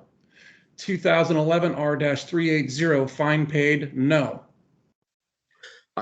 Sir, in all due respect, I believe your records are incorrect, and if I had known that I was going to need to produce documentation proving my fines were paid from late filings and prior campaign finance reports, I most certainly would have had that prepared and been able to provide that.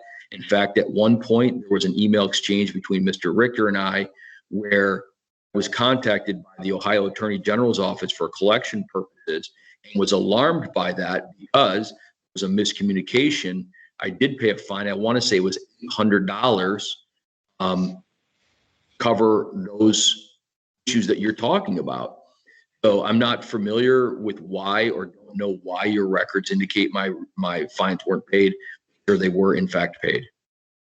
I'll interject there. Say, Reg, I guess I'll apologize some for the manner in which the priors are represented, but that $800 fine that's reflected on there, Scott, in 2013, we eventually took that as an element for all of the other fines that were outstanding prior to that, and even the 2011, since it was accepted in 2013. So the $800 fine payment was accepted as a resolution for all of those other matters. The one fine in the intervening period was paid. At periods of time, though, there obviously were those outstanding amounts that were not paid. The matter went to the AG. The AG did collect that $800 fine. So, yes, there were times when he was outstanding, but currently he is, we consider him current. That amount was accepted. So I apologize for the way that otherwise represents. I don't have any further questions at this time. Thank you, Mr. Elkins. Yes, sir. Any other commission members have questions? Mr. Elkins, I have just one question. As you know, one of the options and that this commission has is to refer this matter for criminal prosecution. I'm not suggesting for a moment in saying that or asking this question that we're predisposed in that direction. As a matter of fact, we're not. But I'm curious to know, since that's one of the options we have, are the facts that we're currently looking at here at the Ohio Elections Commission, are they under review by any other state, local, or federal law enforcement agency that you're aware of? So let me answer a couple questions, or make a statement. Mr. Sims noted as it relates to a timeline, as it relates to knowing if I had an opponent, his timeline is inaccurate. He talks about a timeline that relates to knowing when a write-in. He's referring, we run partisan elections in Newburgh Heights, and he is referring to a timeline for a Democratic primary. I did not know if I had an opponent until sometime in May. And part of the effort of executive targeting was, in fact, as Mr. Rupert has stated, to dissuade an opponent. Because we run, and many times, in fact, my first opponent for mayor was, in fact, an independent candidate that we didn't know was running until I believe it was May 5th or something of that nature. So, hey, Mr. Elkins, can you answer the question? Okay, just one at a time. Go ahead. He's provided self-serving statements, but I think at this stage we're asking questions. He needs to answer the question that's being posed to him. Thank you, Commissioner Norman. Finish your response, and then I would appreciate it if you would address the question that I just posed to you, sir. So the answer is I did not know I had an opponent, as was previously stated, and I think that's important for the record. As far as, is there any other communication with any other agency? The answer is I have had communications with the Department of Justice. They have asked for records, just as if you have asked for records, and the Franklin County Prosecutor and the Cuyahoga Board of Elections asked, and I have willingly and openly and transparently provided all records requested. Thank you, Mr. Elkins. Any other questions of Mr. Elkins by members of the commission? Yes, Mr. Chairman, Brewer, go I'd ahead. like to know from Mr. Elkins, as far as his LLC that he started, how many employees does that LLC have? There are no employees, sir. It's a sole proprietorship, a single owner LLC. And when I do have work, when that LLC cannot perform work internally because there's not a level of expertise to do that, is outsourced. So if another candidate comes to your LLC for help in his or her campaign, you would be the sole person who would provide that assistance. Is that correct? Not necessarily. As I noted, if there's an area of work or technology or design or something I don't have particular ability to do, I will outsource that work. So that in the instant case, as it involves the $8,400 payment, I'm trying to understand this. You're saying that LLC performed work for your campaign. Number one, can you describe in detail what that work was? And are there vouchers for that work? Are there bills? Is there a paper trail of the billing to your LLC? So like I do, and these were also provided, the contracts for the various clients that I had dating back to the LLC, as well as through today. LLC still exists and it's still doing business, and it has a number of clients. So the LLC's contracts are typically stipulated and created by typically flat fees. So it may be $2,500 a month for 5 months. It may be, in the case of the Elkins Committee, an $8,400 fee. Typically, that's how they're billed. Now, in the case of the Elkins Committee, this information, at least a partial list, was provided to Cuyahoga County Board of Elections for what that work was. It represented at least 25 ads produced with varying degrees of complexity from, and I refer them in business, we refer to them as integrations. Some of those integrations may have been links to, for example, the Cuyahoga County Board of Elections, where an individual could see the ad, and then immediately click that ad, move to the Board of Elections so that they could request their absentee ballot. Some of those ads had links that would allow them to click and move immediately to a fundraising page, in which case that would then need to be tracked and monitored. Some of those ads were used to create awareness around a labor fight that was occurring between Cuyahoga County, the Democratic Party, and my support, in this case of AFSCME, for a contract with Cuyahoga County. So those ads do go beyond just my capacity, as Mr. Rupert has noted, go beyond my capacity just as mayor, but being active throughout Cuyahoga County. So there were at least 25 ads that I was noted, and I did provide a number of those, including screenshots to the Cuyahoga County Board of Elections. There were 3 fundraisers that occurred in 2019 that the LLC managed. One was a happy hour, one was a baseball game, and one was a clam bake. Those things required advertising. They required a one-page, what we call lead generation sites. And then there were at least a half a dozen emails that the LLC created to communicate with my email list.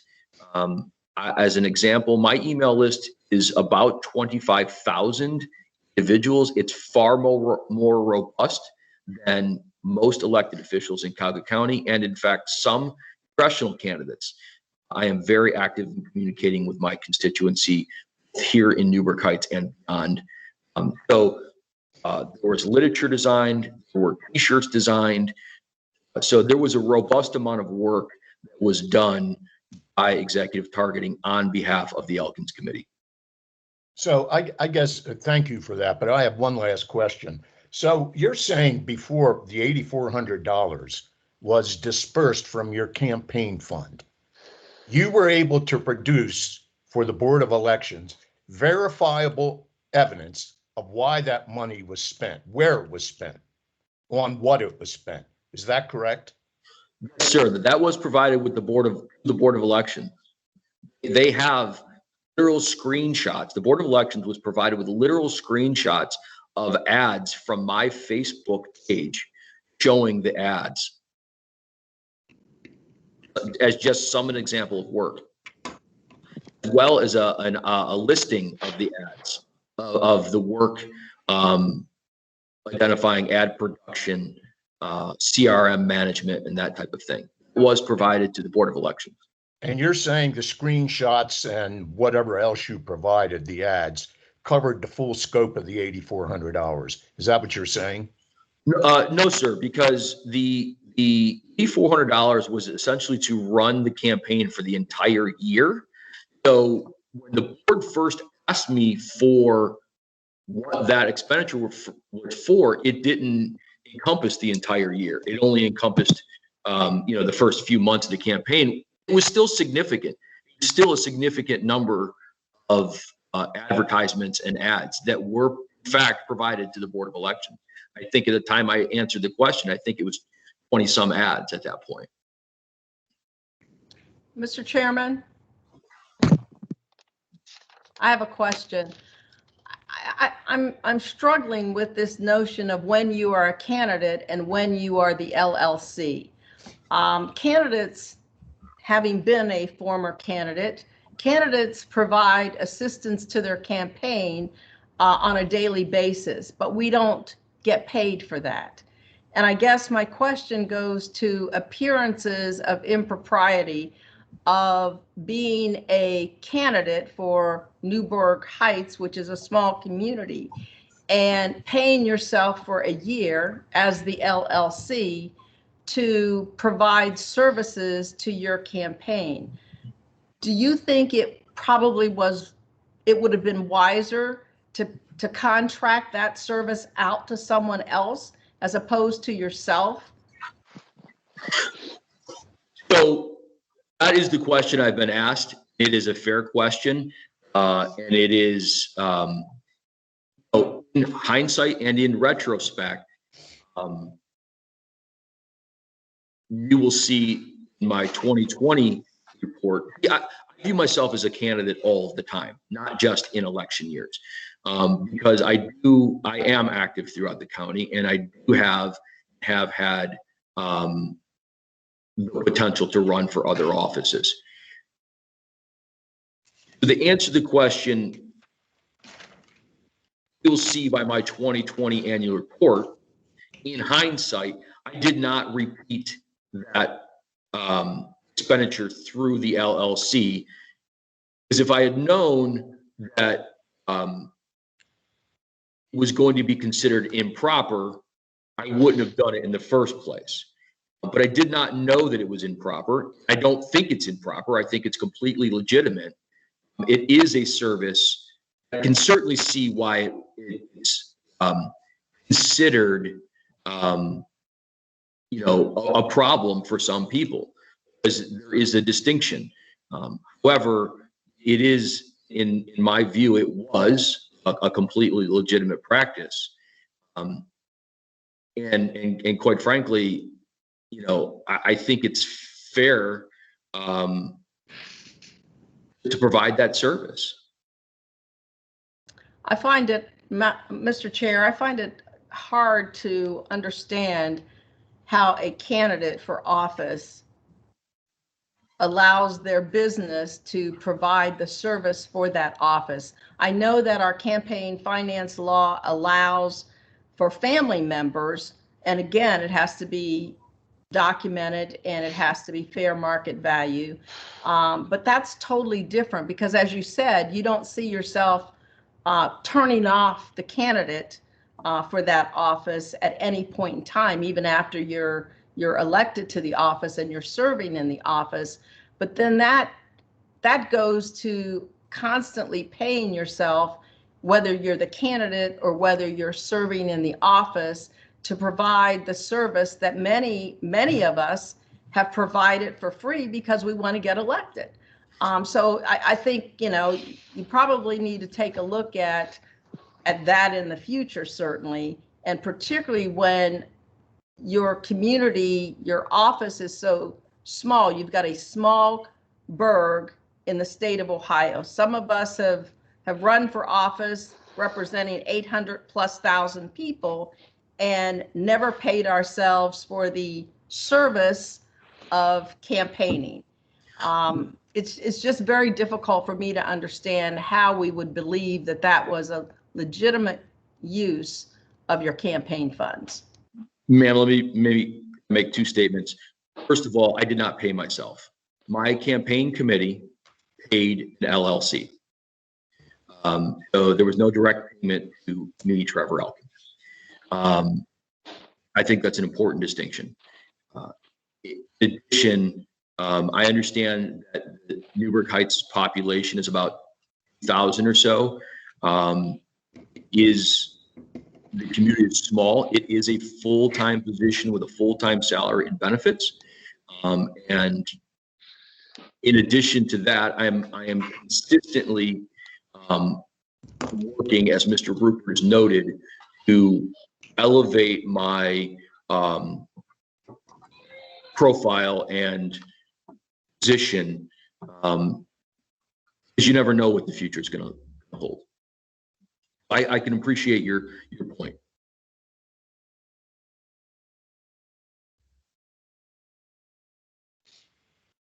Mike, you're on mute, Mike, I think. I can't hear you.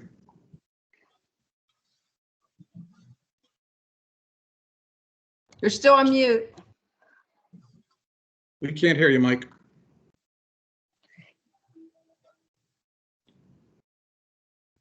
While he's looking for that, I've got a question for Mr. Richter in that same regard, in regard to Ms. Tavares' question about paying yourself to do your campaign stuff. And I appreciate Mr. Elkins wanting to draw a distinction, saying, I'm not paying myself, I'm paying my LLC where I'm the sole member and own this thing. But Mr. Richter, what's your opinion in that regard?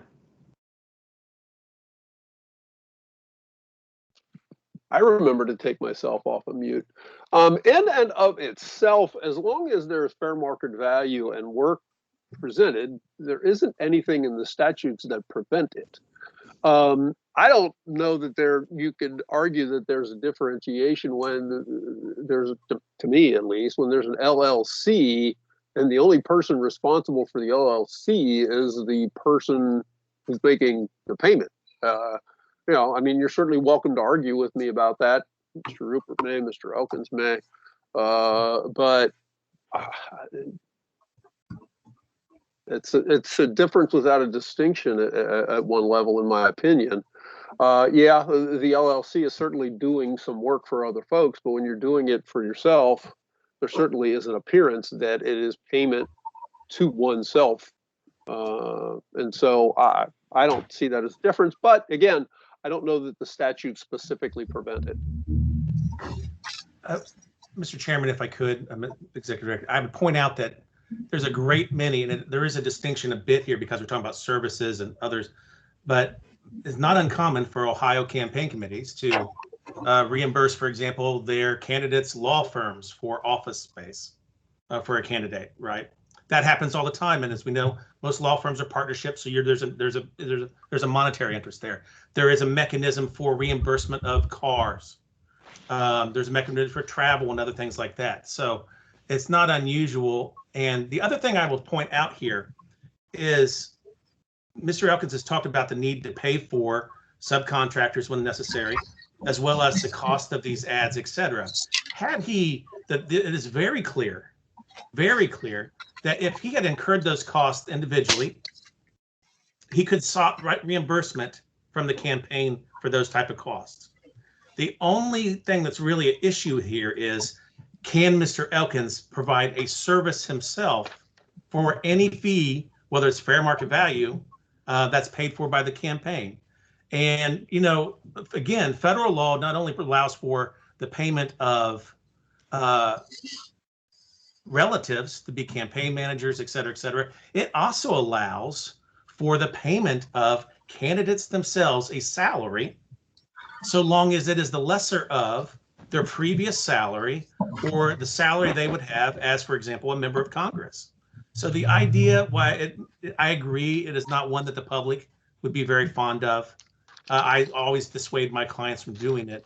But the idea that it does not happen, that the theory behind when you pay fair market value is somehow wrong, or as Mr. Richter just pointed out, that it is expressly prohibited by the statute, I think is incorrect. Mr. Chairman, I believe a chat popped up that the petitioner or the prosecution has some questions they'd like to ask. Mr. Chairman, before we ask the prosecutor for his questions, can I just clarify that the state of Ohio has separate and distinct laws governing campaign finances from the federal government, and we can't intertwine those. One are for federal elections and one are for state elections. Thank you, Mr. Chair. I totally agree with that. I do think that we can obtain some guidance as to the intent behind these laws. It's certainly, there's not a wealth of guidance available to candidates in Ohio when it comes to these gray areas. And there's very little decisions that have been issued that you can get and look at for get guidance. So we often look towards the federal thing. Just for guidance, it's not controlling. Fully acknowledge that. Understand. Mr. Chair, Yes, please go ahead. I have a question for Mr. Elkins. For your LLC, does it have a separate employer identification number? It does. So it's not being reported under your social security number? That's correct. In fact, I did provide the, through my attorney, we did provide our tax return. Okay, thank you. Any other questions, Mr. Elkins? Commissioner Cunningham, I'm not really sure where you were going with that, but that's even if it has its own TIN, you don't even need an entity to do that. And in all cases, right, since it was on his Schedule C, it is considered a disregarded entity, therefore it's part of himself, as opposed if he did a S-Corp election where it would file a separate tax return and be considered its own taxable entity. Don't know what that. I was clarifying the commissioner. Yeah. Thank you. Right. Thank you. I appreciate that, Mr. Beatty. Yeah. I have a couple of questions. Should I ask, or do you want the prosecutor's office to go first? Why don't we have the prosecutor's office? Let's have the prosecutor's office go first, I think. That's just my opinion. Agreed. Yeah, that would be fine. That's fine. I don't have any problem with that. Mr. Sims? Thank you. Good afternoon, Mayor Elkins. Now, these payments on State Exhibit A, these payments that you made back to your committee, especially, for example, the large ones, $47,375, $28,650. Those were payments that you made directly to your committee. Is that correct? I don't understand the question. It's not a loan to the committee. That's correct. Okay. All right. So all those payments that are in column 4, those are payments you made back to the committee. Would you agree with me that those then are the committee funds at that point in time, and you are not asking for a loan of repayment of any of the $134,124.51? I don't think that's accurate. I don't really quite understand the question, and perhaps Mr. Rupert can help me with this, but I don't really. So, let me rephrase it for you. Can you rephrase the question, please?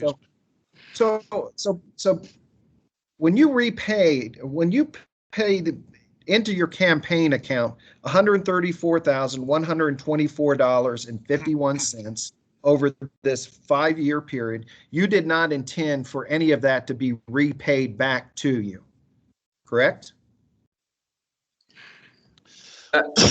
Those monies, if I understand the question you're asking, those monies were not campaign related. Well, they went into your campaign account. Isn't that correct? They went into the campaign bank account, correct. So they went into the campaign bank account and they became campaign funds. Isn't that correct? Well, I think that's what we're talking about. I think Mr. Rupert's explained, I didn't understand that distinction. I didn't make that distinction. My understanding is that those were, because those weren't related campaign expenditures, weren't campaign, they didn't have to be filed as campaign expenses. That's or campaign contribution. I didn't know that until after the Board of Elections identified the error in 2019, and then I began working with them to correct that error in reporting. So you're saying then that the $134,124.51 that you paid over the 5-year period was deposited in your campaign account, but they were not then campaign funds at that point when they went into your campaign account? And weren't they also replacing funds that that you had previously expended for personal use out of your campaign fund? My understanding, when I was doing that, I was replacing money that I had spent on personal expenditures, and because it wasn't a campaign expenditure, I didn't view it, and I don't think it is a campaign expenditure. And I understand now, you know, several years later, the distinction, which is why I said, oh, I see the error now, and created the amendments, the intent to correct that error. So what I'm saying is, I didn't know that that's what it was. So, you know, you first ran in 2005, correct? Yes. Okay. 2004, actually, yes. All right. So by the time 2015 rolls around, you're not a newcomer to the game. You know, you've been a candidate in one form or another. Isn't that correct? Yeah. Prior to 2015? Yeah. And you're now telling this committee that in 2015 through 2019, you didn't know it was illegal to commingle your personal funds with your campaign funds? That's correct, sir. If I had known that, I wouldn't have done it. And you had your own personal bank account at that time between 2015 and 2019, didn't you? Yes, sir. All As right. I mentioned, and as I noted, it was a habit that developed. It was a bad habit. I mean, there's just not a good explanation for that commingling, and I've readily and forthrightly admitted that. And between 2015 and 2019, who was your treasurer? Bernadette Weaver. Who? Bernadette Weaver. And is that your mother? It is. Okay. All right. So your mom between 2015 and 2019 was your campaign treasurer, correct?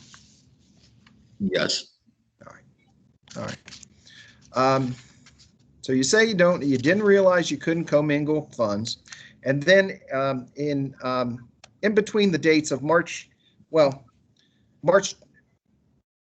2019, April 2019, the LLC you're saying accrued, they billed the committee for this $8,400. Is that correct? Sorry, what was the date? Between 2019, March of 2019 and April 2019, the LLC incurred an expense. You know, they billed the committee, your committee, for what you characterize as legitimate campaign activity, correct? Sir, there was an expenditure by the campaign committee to Executive Targeting LLC for $8,400 to manage the 2019 campaign process, as well as activity beyond Newburgh Heights.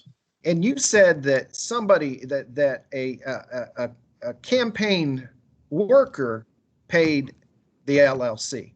And I assume what you're meaning is State Exhibit C, that a campaign worker issued this text for payment to the LLC, correct? I understand the question. Who issued you this check to the LLC, Mayor? The Elkins Committee. Okay. And who wrote this check?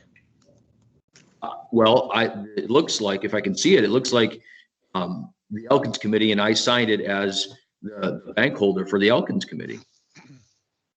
So you signed the check. Who wrote it out? Did you also write out the check? I wrote it, and I'm the vice chair of I think at the time I was the deputy treasurer, if not the treasurer of the campaign committee. Okay, so your mom is treasurer, you're deputy treasurer of your own campaign, which is probably not a great idea, and you wrote out this check to Executive Targeting and Consulting LLC, which you are the statutory agent, correct? Sure, I've answered that question. And this $8,400 in 2019 never showed up on anybody else's personal income taxes other than you, correct? It did not show up in my personal income taxes. It showed up as part of my tax return drafted by an accountant, a CPA. You filed through your attorney this Schedule C as part of the pre-hearing memorandum. Mm-hmm. Do you recall that?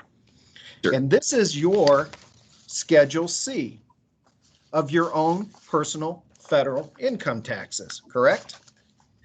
I'm not familiar with income tax law, so it was filed as part of my tax return prepared by a CPA as a business is what I.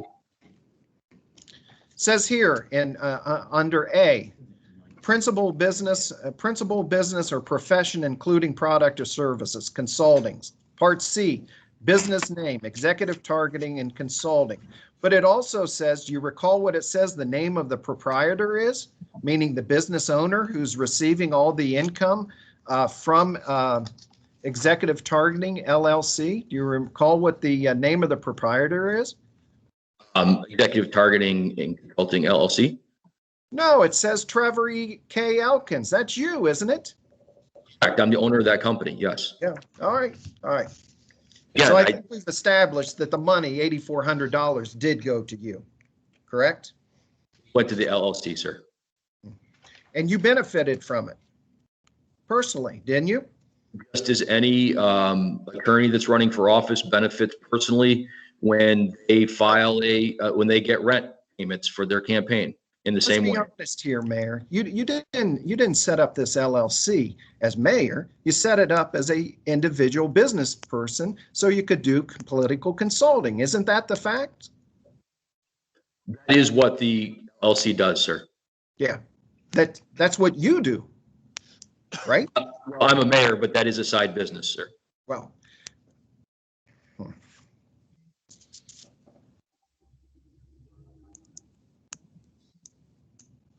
Now, you mentioned as part of the $8,400, Mayor, that it was partially for payment for a full year. Is that correct? I believe that was your statement on under examination this morning.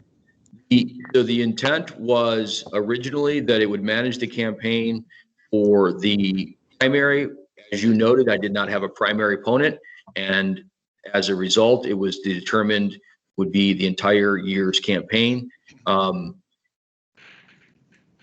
the answer is it covered the entire year of 2019. So you received an $8,400 payment in April 23rd of 2019, and it represents, based on your own word, that it's a full payment for the campaign. So you were paying yourself ahead of time, is that correct? It represented the entire year's work. All right. And that decision, again, was made after it was determined that I did not have a primary opponent. All right. At this point, Mr. Chairman, I would ask for maybe some of the Cuyahoga board members to speak on the issue of the dates of when the candidate petitions had to be filed in 2019, if we could have them respond on that. Before we do that, Mr. Sims, I want to ask Mr. Rupert whether he has any follow-up questions based upon your line of questioning. I do have two, actually. Mr. Elkins, on that Schedule C to your 2019 taxes, it has your gross receipts as $37,390. Is that correct? Yes, sir. And it has your net profit as $16,476. Is that correct? Don't have it in front of me, but it sounds correct. All right. So that acknowledges in part two that you had expenses of $20,914 for the 2019 business. Is that correct? Sounds correct. All right. So the $8,400 that was paid to you, you did not receive $8,400 from that. You had other expenses that you had that were incurred as part of that payment. Is that correct? Yes, sir. Okay.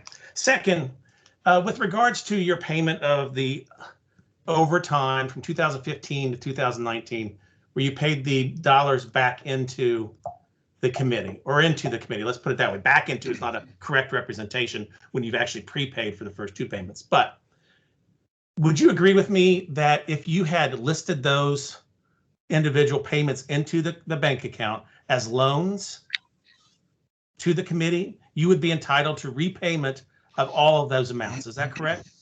It's 100% correct, sir. But you classified them, or later particularly classified them as, you didn't classify them, but if you classified them as loans, they would have been paid back. So again, just explain the theory that you have. We've talked about it a bit, between personal expenses and campaign expenses, and why you didn't classify those as loans or any other type of contribution. Because as noted, they were not campaign related. So I didn't think that I had to file them as loans and or campaign expenses. Okay. I understand now, well after the fact, that that's not the interpretation of the Board of Elections. I just didn't know that. Thank you. That's the only questions I have. Thank you, Mr. Rupert. Yes, go ahead. Chair, before we go to to the Board of Elections, I'm just noting the checks to Mr. Elkins' check and withdrawals from 2015 through 2019. It's noticeable to me that in most of his checks that were written out from the Elkins Committee, there is a notation for the purpose of the check, except the checks to Mr. Elkins. Is there a reason that you don't note on your checks that you write out to yourself what they're for? Well, ma'am, if they were personal expenses, if they were used for personal reasons, would be because they weren't going to be filed as campaign expenses, I would think. I'm speculating. I don't have them in front of me, so I don't know, and I don't really recall, to be honest with you. Yeah, I'm noting one that's in front of me right now for September 7th of 2016 to Trevor Elkins for $300. No notation in the notes, signed by Trevor Elkins. There was one for $500. Almost every one of the checks to Trevor Elkins has no notation. That's my point. And I think that's, again, I'm speculating. I don't really recall. I don't have them in front of me. It would be because if they're for personal use, they wouldn't be something that I was reporting. But you did believe that it was okay to write checks from your campaign committee to yourself for personal expenses. I did not understand the distinction. Again, as Mr. Rupert has noted, we put the money into the account, you understand the distinction that if it wasn't a campaign related expenditure, you couldn't, you had to report it. I didn't have that level of knowledge. Thank you, Mr. Chair. Thank you, Commissioner Tavares. Mr. Richter, I have did a you have any question as questions? I actually, this is Commissioner ahead, Kaufman. Go ahead, ma'am. I guess my question is, and I've looked through all of these and it's quite lengthy, but if you could tell me, Mr. Elkins, what actually came first, putting your own money in and then utilizing it, or utilizing it and then putting the money in as repayment? I guess how did it all begin, I guess? Yeah, so I think I mentioned that earlier, or Mr. Rupert did. In 2015, a council in 2013 or so had made the position a full-time position. We were in fact expecting an opponent. There was a lot of conversation about a well-funded attorney in the village running. So we put a substantial chunk of money into the campaign account early, and then that opponent never materialized. And rather than characterizing it as a loan, that's when the bad habit developed, and I just used the bank account to put money in and out. Thank you. Thank you, Commissioner Kaufman. Would Mr. it be Richter, did you have some questions? Would it be inappropriate to just take a 5-minute break? We've been going for 2.5 hours. It's fine with me. 5 minutes. Why don't we take even 15 if that's okay? Let's come back at 12:45. Is that acceptable?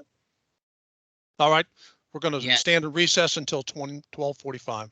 Thank you. Thank you, Fine. everybody. I'll keep the video rolling and it'll just be a dead air. And then when we come back, we'll restart. Sounds good. Thank you. Uh-huh.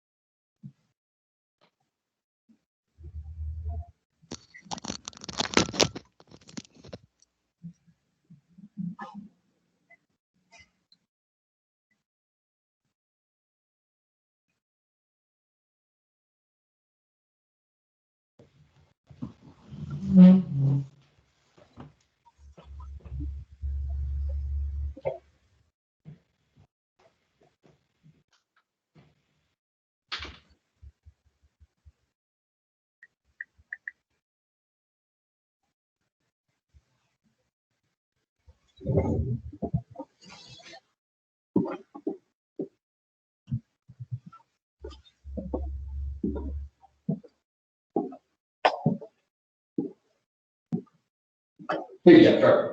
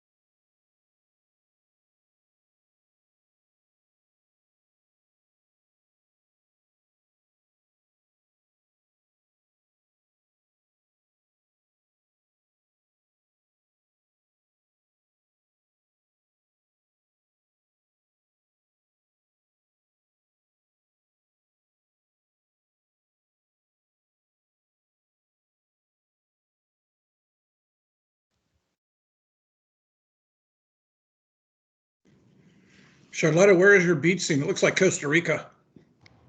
This one I don't know because this isn't mine. This is one that is a standard beach scene. I need to go back and find my beach scenes because they're better. My daughter lived in Costa Rica for a year, and it reminds me of the beaches there. Okay, could be, could very well be. Most of mine are Mexico or the islands.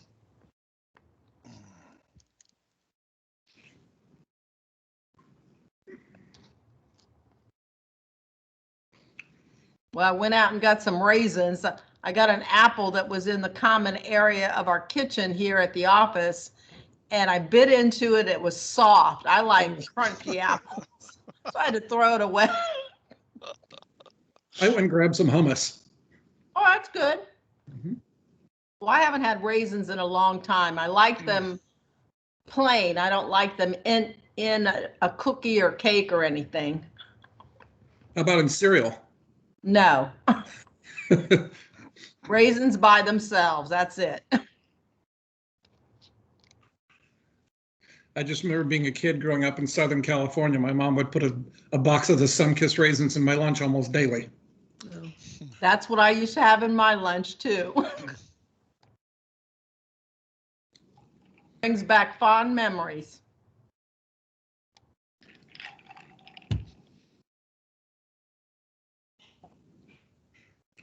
I'm like you, Charlene.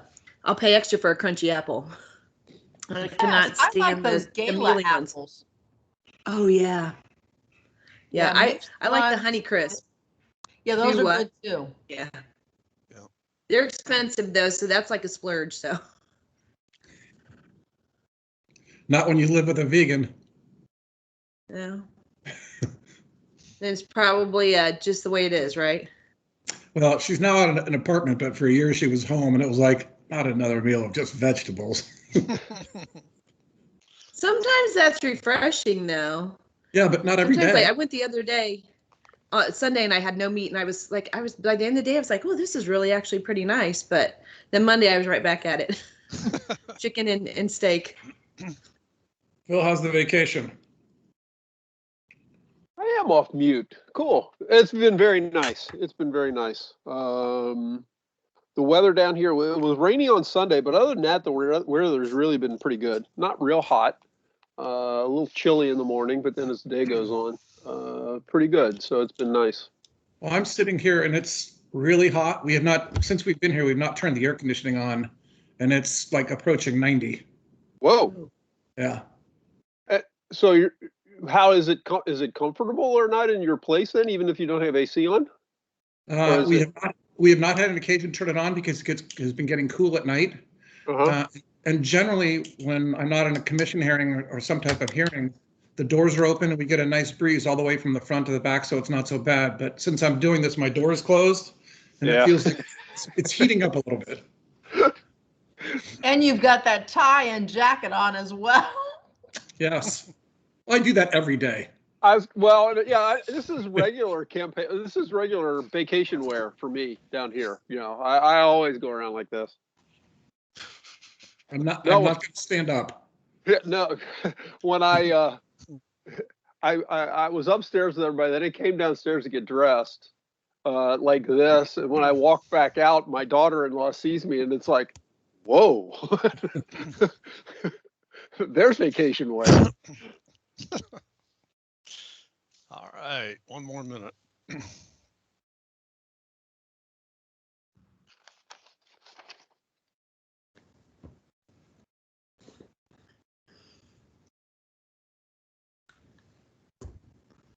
You're on mute, Janine. Hi, Kathleen. Hi, everyone. I just wanted to say hello. I saw your chat come up as JH, and I'm like, oh, I know who that is.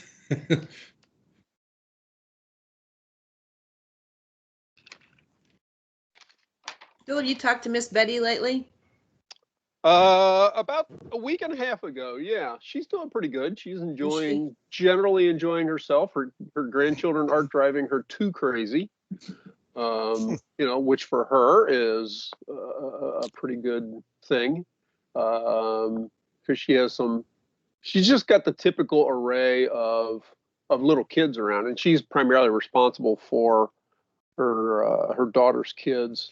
And so, you know, generally she's doing pretty good. Doing pretty good. Good. I told her I haven't forgotten about her. Yeah. I miss seeing her. Yeah. I don't think I would have the capability to do that anymore. With kids all day, every day. Yeah. It's. I mean, All right. I All right, marvel at folks, my neighbors. 12:45.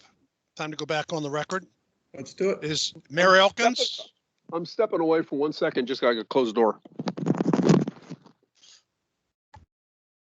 That's a I great wanted to see study. if he was I wanted to see if he's wearing a swimsuit or actually had pants on. I didn't get to see it. Yeah. All right. Good afternoon, Mr. Elkins. 12:45. We're back on the record. And you were currently under examination at that time. I'd remind you, you're still under oath. Mr. Richter, you had some questions. Would you go ahead and proceed, please? Thank you. Mr. Elkins, can you hear me, I presume? Yes, sir. Okay, thank you. You said you were at least briefly on a board of elections somewhere in New York when you before you moved here to Ohio. Is that correct? Or not a board of elections, a board of education. I misspoke. Yes, sir. Okay. You ran for office then. Do you have campaign activities? Did you have campaign finance reports, et cetera? Or what was it like over there? No, so we just had to file a petition and that was it. It was an unpaid position and no campaign finance. I didn't raise money and no campaign finance reports were required. Okay, so then when you came to Ohio, you started running for something and you began having campaign activities, accepting contributions, making expenditures, essentially doing all those kind of fun campaign things that candidates do, correct? Yes, sir. And again, that started when? I think I ran for office I ran for office the first time in 2004. Okay, 2004. And essentially you've been doing it ever since. Yes, sir. Okay. And has your mom been your treasurer the whole time? I believe that's the case. Is I that think so. correct? I think that's the name I always saw on various referrals we've gotten, et cetera. And have you always been like a deputy treasurer or involved yourself in the campaign activities? I think I've always been the deputy treasurer. I'd have to go back and look. And who was primarily responsible for preparing campaign finance reports, submitting to the board, either the Secretary of State's office or the Board of Elections, whoever it is that was doing that? Is that something your mother always did? Did you assist with her? Did you do them? Because I know oftentimes someone else may do the reports, even though there is a signatory as a treasurer. So what would happen is I would basically just provide her with the campaign activity, and essentially all she did was data entry into the forms, then sign the forms, and I would take them down to the Board of Elections. So I was the one that said, okay, I spent $18 for a political lunch meeting. Here's the receipt. You would put that in, and that's how it worked. And if contributions came in, et cetera, checks like that, that's stuff that you would then presumably take to the bank, do those kind of deposits, Yes, sir. and conduct that kind of activity. Yes, sir. So you have obviously been intimately involved in campaign activities over this period of time. And from what I hear you saying, you have essentially been the person doing, I appreciate that your mother is, like you said, data entry, et cetera, but you've been primarily responsible for doing the campaign finance reports for your committees, correct? I understood how to do them, yes. Okay. And you have obviously in campaign, and I don't know, because I don't know that I looked at all of the campaign materials that have been provided to us, and I know I haven't looked at anything probably from 2004 to 15. You've been primarily responsible for receiving contributions and then depositing them in the account. So you understand what a contribution to a campaign account is. When somebody writes a check to me, I recognize that as a campaign contribution, yes. Okay, correct. And aside from the one amount that I saw listed, and let me make clear, you have seen the state's Exhibit A that they produced that lists the various uses that have been reflected on your campaign finance reports and various contributions that you made to your campaign finance reports, that reflect the ins and outs. And there's one listing on there for a loan received. Are you familiar with Exhibit A? Yes, sir. That was actually created by the Cuyahoga County Board of Elections. Correct. Okay, so aside from that loan, and in that period, primarily from 2014 to 2015, since we're otherwise unaware, did you ever have any other occasion to have a loan, receive a loan, or do anything else like that? Well, no, sir. And if I can explain how that loan came to exist, because it wasn't, I didn't file that as a loan. What happened is after their forensic audit was completed, the Board of Elections determined I had put, I think it's roughly $1,900 more into the campaign account than I had taken out. So they characterized that as a loan. Okay, that's fine.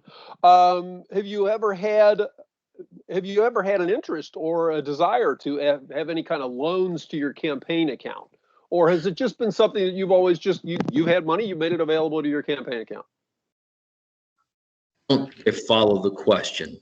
Well, have you ever previously had the ability or interest in having a loan to your campaign account?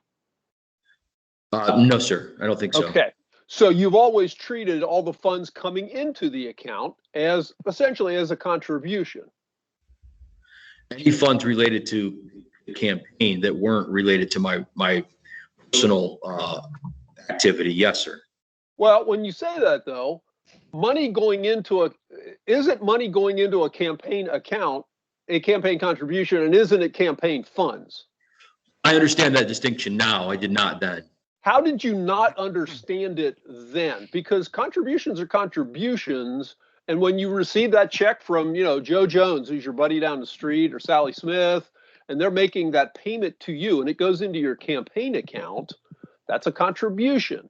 No different than when you put your own money in, is it not? Well, the reason I didn't understand that distinction is because I knew very clearly when, say, Mr. Jones was giving me money, that was to be used as campaign activity. When I put money in, that's not what I used it for. As Mr. Rupert and I have explained. Well, but how is it that you would? There's where I don't understand how, when you make a deposit to a campaign account, that it is not considered campaign funds. Can you help me understand that? Well, I mean, I think I've made the statement, and I think I separated. I did not know at the time that the distinction was if it went into the campaign account or came out of the campaign account, it had to be accounted for.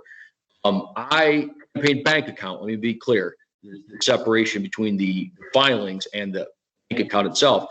I believed that all that needed to be done was reporting of campaign activity, whether that be a campaign contribution or a campaign expenditure. I didn't see my process of putting money in as a campaign contribution. So I think that answers your question. When you made that deposit, however it was that it ended up being in the campaign account, where'd that money go? It was then used, talking about all of them in general or a specific one? Let's just focus on one particular one that I was a little bit interested in. In your pre-general campaign finance report before the November 2015 election, there's a deposit of 47. It says payments by Elkins to Elkins Committee of $47,375.30. Sure. Where did that money go? Where did it reflects as a campaign finance report, but where did that money go as it related to the campaign's ability to use it? So the campaign didn't use that money. That ended up being used for personal expenditures. Well, hold on. Okay. But where did you just put it into an account, or how is it that money gets reflected in a campaign finance report? Well, it didn't, sir, at the time that I filed, because again, as I've noted, because it ended up being used. It did not end up being used for campaign activity. I did not think it needed to be reported. So that money ended up being used for personal reason, as I've said from day one. But okay, but I'm trying to understand. In order for it to come out of a campaign account somewhere, it has to go into a campaign account somewhere. Was there a separate and distinct campaign account that $47,000 went into? I don't think I understand what you're asking me. The money didn't come from a campaign account to begin with. The money Where'd it came come from then?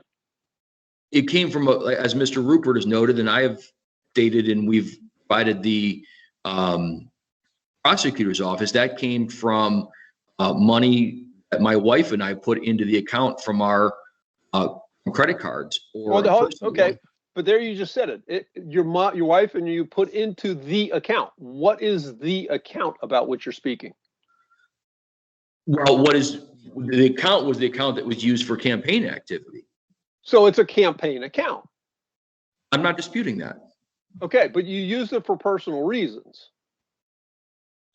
Sir.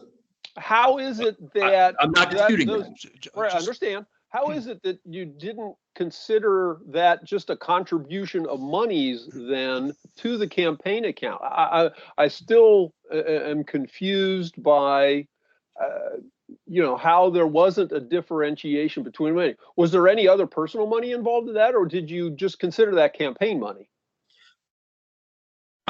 Again, I'm not quite sure how to express this. The money that was put into the bank account and then used for personal expenditures they weren't campaign contributions from somebody else. Those were dollars that we put into the account and then used for personal money.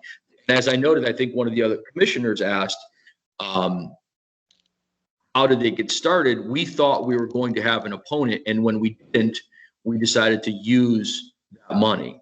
You were trying to intimidate the opponent from entering by putting that money in there, right? I mean, that's something campaigns will do every now and then. I remember talking a long time ago to a former treasurer or former chairman of the commission who was working on behalf of a statewide candidate, and he talked about problems they were having in their campaign finance accounting because they wanted to reflect a huge amount. That's not out of the ordinary, is it? I cannot speculate on why that individual did what he did. We did Understood. it. We did it anticipating we were going to have an opponent, and when we didn't, we just used the money for personal reasons. I used the money for personal reasons. Okay.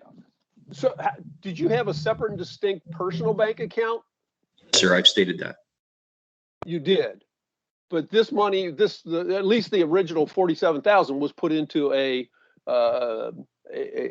campaign committee account. Sure, again, because we were expecting, because the position to become a part-time to a full-time position, we were expecting opposition. And when that did, understood. So you filed, how familiar are you with Ohio's campaign finance laws? Well, I'm a lot more familiar today, sir, than I was a couple years ago. So you were doing campaign finance reports and weren't necessarily aware of all the laws that were involved? That's accurate, sir. I'm not a campaign finance expert. Understood, but you still understand there's a difference between campaign expenses and personal expenses. As it relates to campaign finance law, I do now. I did not then. I mean, I can't say this more clearly. So from